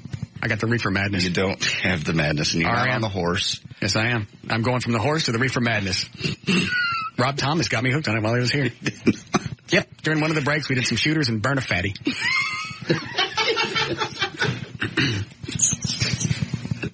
We went back out to the trailer. Yeah. Did a couple of lines. Yeah. Shooter. Yeah. Fatty. Okay. Okay, let's see here. 1980, Daniel Ray Erickson was sentenced to 7 years in prison for sexually abusing a 5-year-old girl. When he was convicted, he got out, rather. He was convicted on 2 more charges of sexual assault and given a 15-year sentence. These days, he lives in Spring Hill, Florida, and his picture is listed on the Florida Department of Law Enforcement Sexual Offenders website. Well, Daniel wants his picture taken off the website because he says it's ruining his sex life. A girl apparently he was dating stumbled upon the picture on the site, promptly kicked him to the curb. After hearing of the matter last week, Daniel asked the press, quote, how can a guy get married and become a good, stable citizen if they're putting your picture up there where it don't belong? His argument is that he shouldn't be on the site because he was convicted of child molestation in another state before 1993 when Florida enacted its Sexual Predator Act. All right, we're out of... What's wrong with you? I don't know. Oh, that's only once a month you have to hit it on me. Yeah, but you did it with a client. You see how many times I punched the delay? Sorry. Blew it on my own again. Gas Pipe Friday, noon to 2. Eddie will be out there, Maple and Wycliffe and Dallas, food by Chipotle, and I'll have all kinds of goodies. I'm J.D. Ryan on the Talk That Rocks Texas, the new 105.3 FM Talk.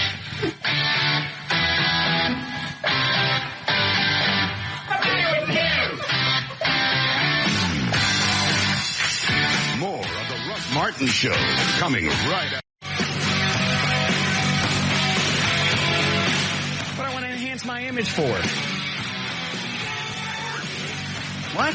I don't know. I don't know why you'd want to enhance your image.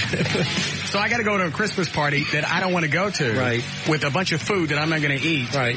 Because it's wings, pizza, and salad, right? Right. Half cash, half trade. What does that mean? It means we had to pay cash for half of the wings, and they give us the other half free. And the company they don't even have chafing dishes. They're just coming in and dumping the stuff on a table and leaving. For free, they had to go out and wait a minute. Of all the restaurants that we come up and bring food for the studio audience. I know Chipotle and, I know. I know.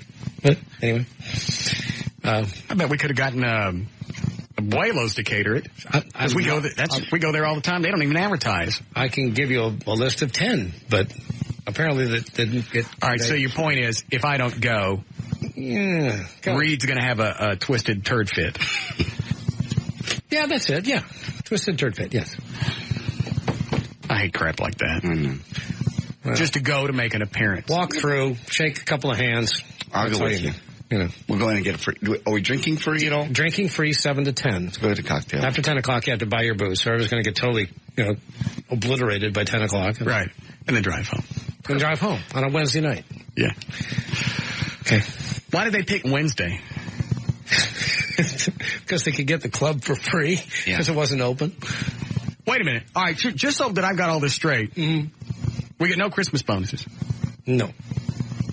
We get a Christmas party only because they could get it free. Yeah. Happy holidays. Yeah. Okay. Happy holidays from the management. And why is it this memo? We couldn't just talk about this. Because I have to put it in writing. Why? I'm getting a lot of pressure. From who? From management people like Reed. And I mean, we got this new, senior VP that's like walking through the building. And, who is that? Brian Ungaro. And we he used to be with Clear Channel, right? Yes. Yeah. He was with the Eagle. Isn't he the one that hated Tom Shore? That'd be the one, yeah. I like him. Yeah. Yeah, we all like him. Welcome Brian Ungaro to infinity. Yes. He really didn't like Tom? Hated him. Perfect. I love working for Brian. Yeah. He's a genius. What's he look like? Young. Looks very young. Red hair. Well, aren't you the corporate kiss ass? You just called him a genius. Well, look at that memo. That's because he hates Tom Shore. Oh. Yeah. That's probably why he left. Tom Sherwood just making him white blood. Mm-hmm. That memo is just, it has to be said in writing because those kinds of things. So you're just covering your ass when the senior VP walks through and we're flinging potatoes out of rocket launchers. I'm not covering my ass. I'm just trying to get out the information that has to be out in a form that has to be done legally so that... So let me guess. Is this going in my personal file? Yes.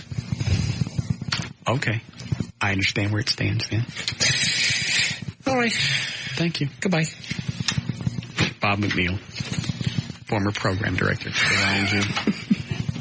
Yeah, let me see that. Is it still loaded? No. You run all through the rounds? Yeah, it's empty. Never mind. All right. Well, I got nothing else. Plus, it's hot in here. Mm-hmm. What's the thermostat say? He's turned all the way off and AC's down. What does the thermostat say? 77. It's hotter than that. All right, we'll take this. Oh, we didn't listen to Dan's promo for today. I love that. It's a daily treat. Mm-hmm. No matter how bad I think the show is, Viola. Yeah, Sandra? Yeah, I was wanting to find out. I don't get to listen to the first part of your show. How's your crank today? It's a little bit better. Did Dr. Fettner's nurse come check it? No, nobody came to look at it. Well, what a pity. As far as I know, it's still broken. Oh, no. Well, she should have kissed it and made it feel better. Well, aren't you disgusting? All right.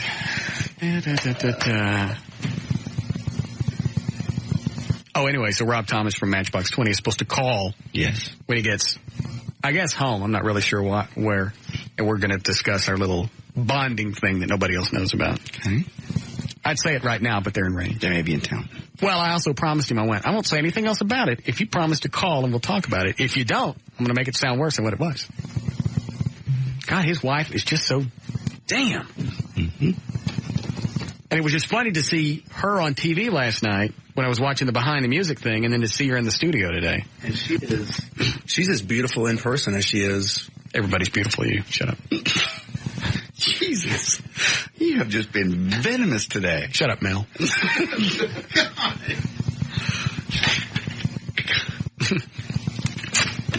Here, you made everybody feel miserable about their lives. Why don't you play the damn promo? Now, lift us all back up. Yeah. While you were sleeping, here's what you missed on the Dan Lewis Show. Marvel Comics is bringing back... Oh, Jesus Christ. Oh, God.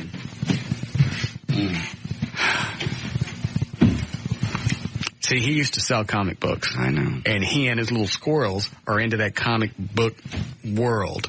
That and Dungeons and Dragons and little pewter sculptures of wizards. Yes. Very much. We have to play one more break before 7? Yes, we do. All right. Here we go again.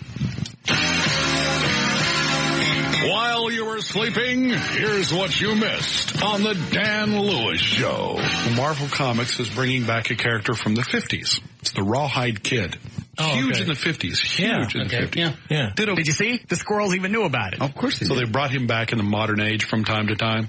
He's back again. But this time, he's gay. What? He really is the Rawhide Kid, then. You're kidding. Where did you get... I bet he sings, I'm just a girl who can't say no. Watch. Look. Slapping Leather. Watch. Is the name of the title. The Dan Lewis Show. You didn't say it. I missed the punchline because I was running my mouth. Reload it one more time. I don't think you missed it. There has to be a punchline. You don't pull a promo without a punchline. That would be this. While you were sleeping, here's what you missed on the Dan Lewis Show. Marvel Comics is bringing back a character from the 50s. It's the Rawhide Kid. Huge in the 50s. Huge in the 50s. Yeah. Did okay in the 60s. Kind of died off. So they brought him back in the modern age from time to time. He's back again. But this time, he's gay. Anybody else ever hear of the Rawhide Kid? No. Way to be relatable, Dan. He really is the Rawhide Kid, then. You're kidding. Where did you get that? A friend of mine sent this to me. What's the name of the book? Slapping Leather, I think, is the name of the title. The Dan Told you. Told you. They actually could have jumped out at, he really is the rawhide kid. That'd have been okay. That would have given the squirrel the punchline. Yes. Wow. All right. We'll do a quick break, and we'll come back.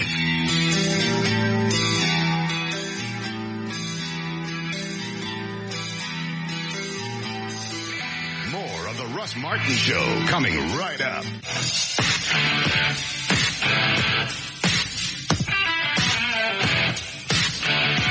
You see the record guy that was toting around Matchbox 20? Sure. Did you talk to him out in the hall? A little bit. Briefly. During one of the last breaks, I'm out there talking. He goes, where else you syndicated there? No place else, just here. Really? And I'm trying to focus on what he's saying, but he's got this great big snotty booger in his his right nostril. Yeah. And you can hear it whistling, and you see it blowing every time he's talking. I went, dude, that's going to blow on me, and we're going to have a serious problem here. Gross. Because it looks like it's the size of an oyster. It looked like he had gone into the break room and shoved an oyster up his nose as a joke. He's going, so you're not, syndicated? No. And I'm trying to come back in the studio because I know sooner or later that booger's going to launch, and I'm close enough to where it's going to land on me. Yeah. Missed that. Did I what, Trey? Did you see his face when we had Adam go in there and shoot Bob? No. I thought he was going to wet his pants. Why? Oh, he's begging him all the way over there. Don't do it. Don't do this. You don't know if it's loaded. Don't do it. Don't do it. I mean, just absolutely having a fit. That's his job, to be overprotective. They loved it though. These rock stars, they go from, city to city. They don't care what goes on. You got to have a mom. Yes. All right. Well, we're done. Oh, we're late too. Okay. Yeah, that's. You ready? Yes. All right. Read the plug. I'm going to try and mark really quick while you're doing that. All right. To learn more about the Russ Martin Show, to email anyone on the show, basically for anything, you go to russmartin.com, including the police and firefighter posters. Just click on news. To email us during the show, only during the show, send it to studio@russmartin.com. My website is johndavidryan.com. For Eddie, eddieboyd.com. For Trey, treytrenholm.com. To contact Everett Newton at his law office and get out of a ticket, call him at 214-823-LAWS or go to dallasattorney.com. For information on men's health, go to Dr. Chris Fettner, the official urologist of the RMS. Screw him. He didn't come look at my balls today. DrFettner.com. He got on with us yesterday. All right. Got to plug in. Limousine service for the Russ Martin Show provided by Ultimate Limousines, the official limousine service of the Russ Martin Show. Call George, 214-543-3736 or on the web at getalimo.com. All right. Everything else, it's 1053fmtalk.com. What? FidelityTest.com. He'll have your test results for the barbiturates in your drug.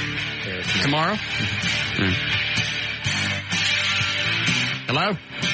Hi, this is Mark. I'm not available right now, but if you'll leave your name and a brief message, I'll get back to you as soon as I can. Thank you. To leave a voice message, press 1 or just wait for the tone. To send a numeric message, press 2 now. At the tone, please record your voice message. When you are finished recording, you may hang up or press pound for more options. God, I'd love to beat you.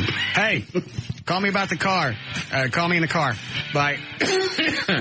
All right, we'll see you guys tomorrow. Yeah. The Miss Show is up next.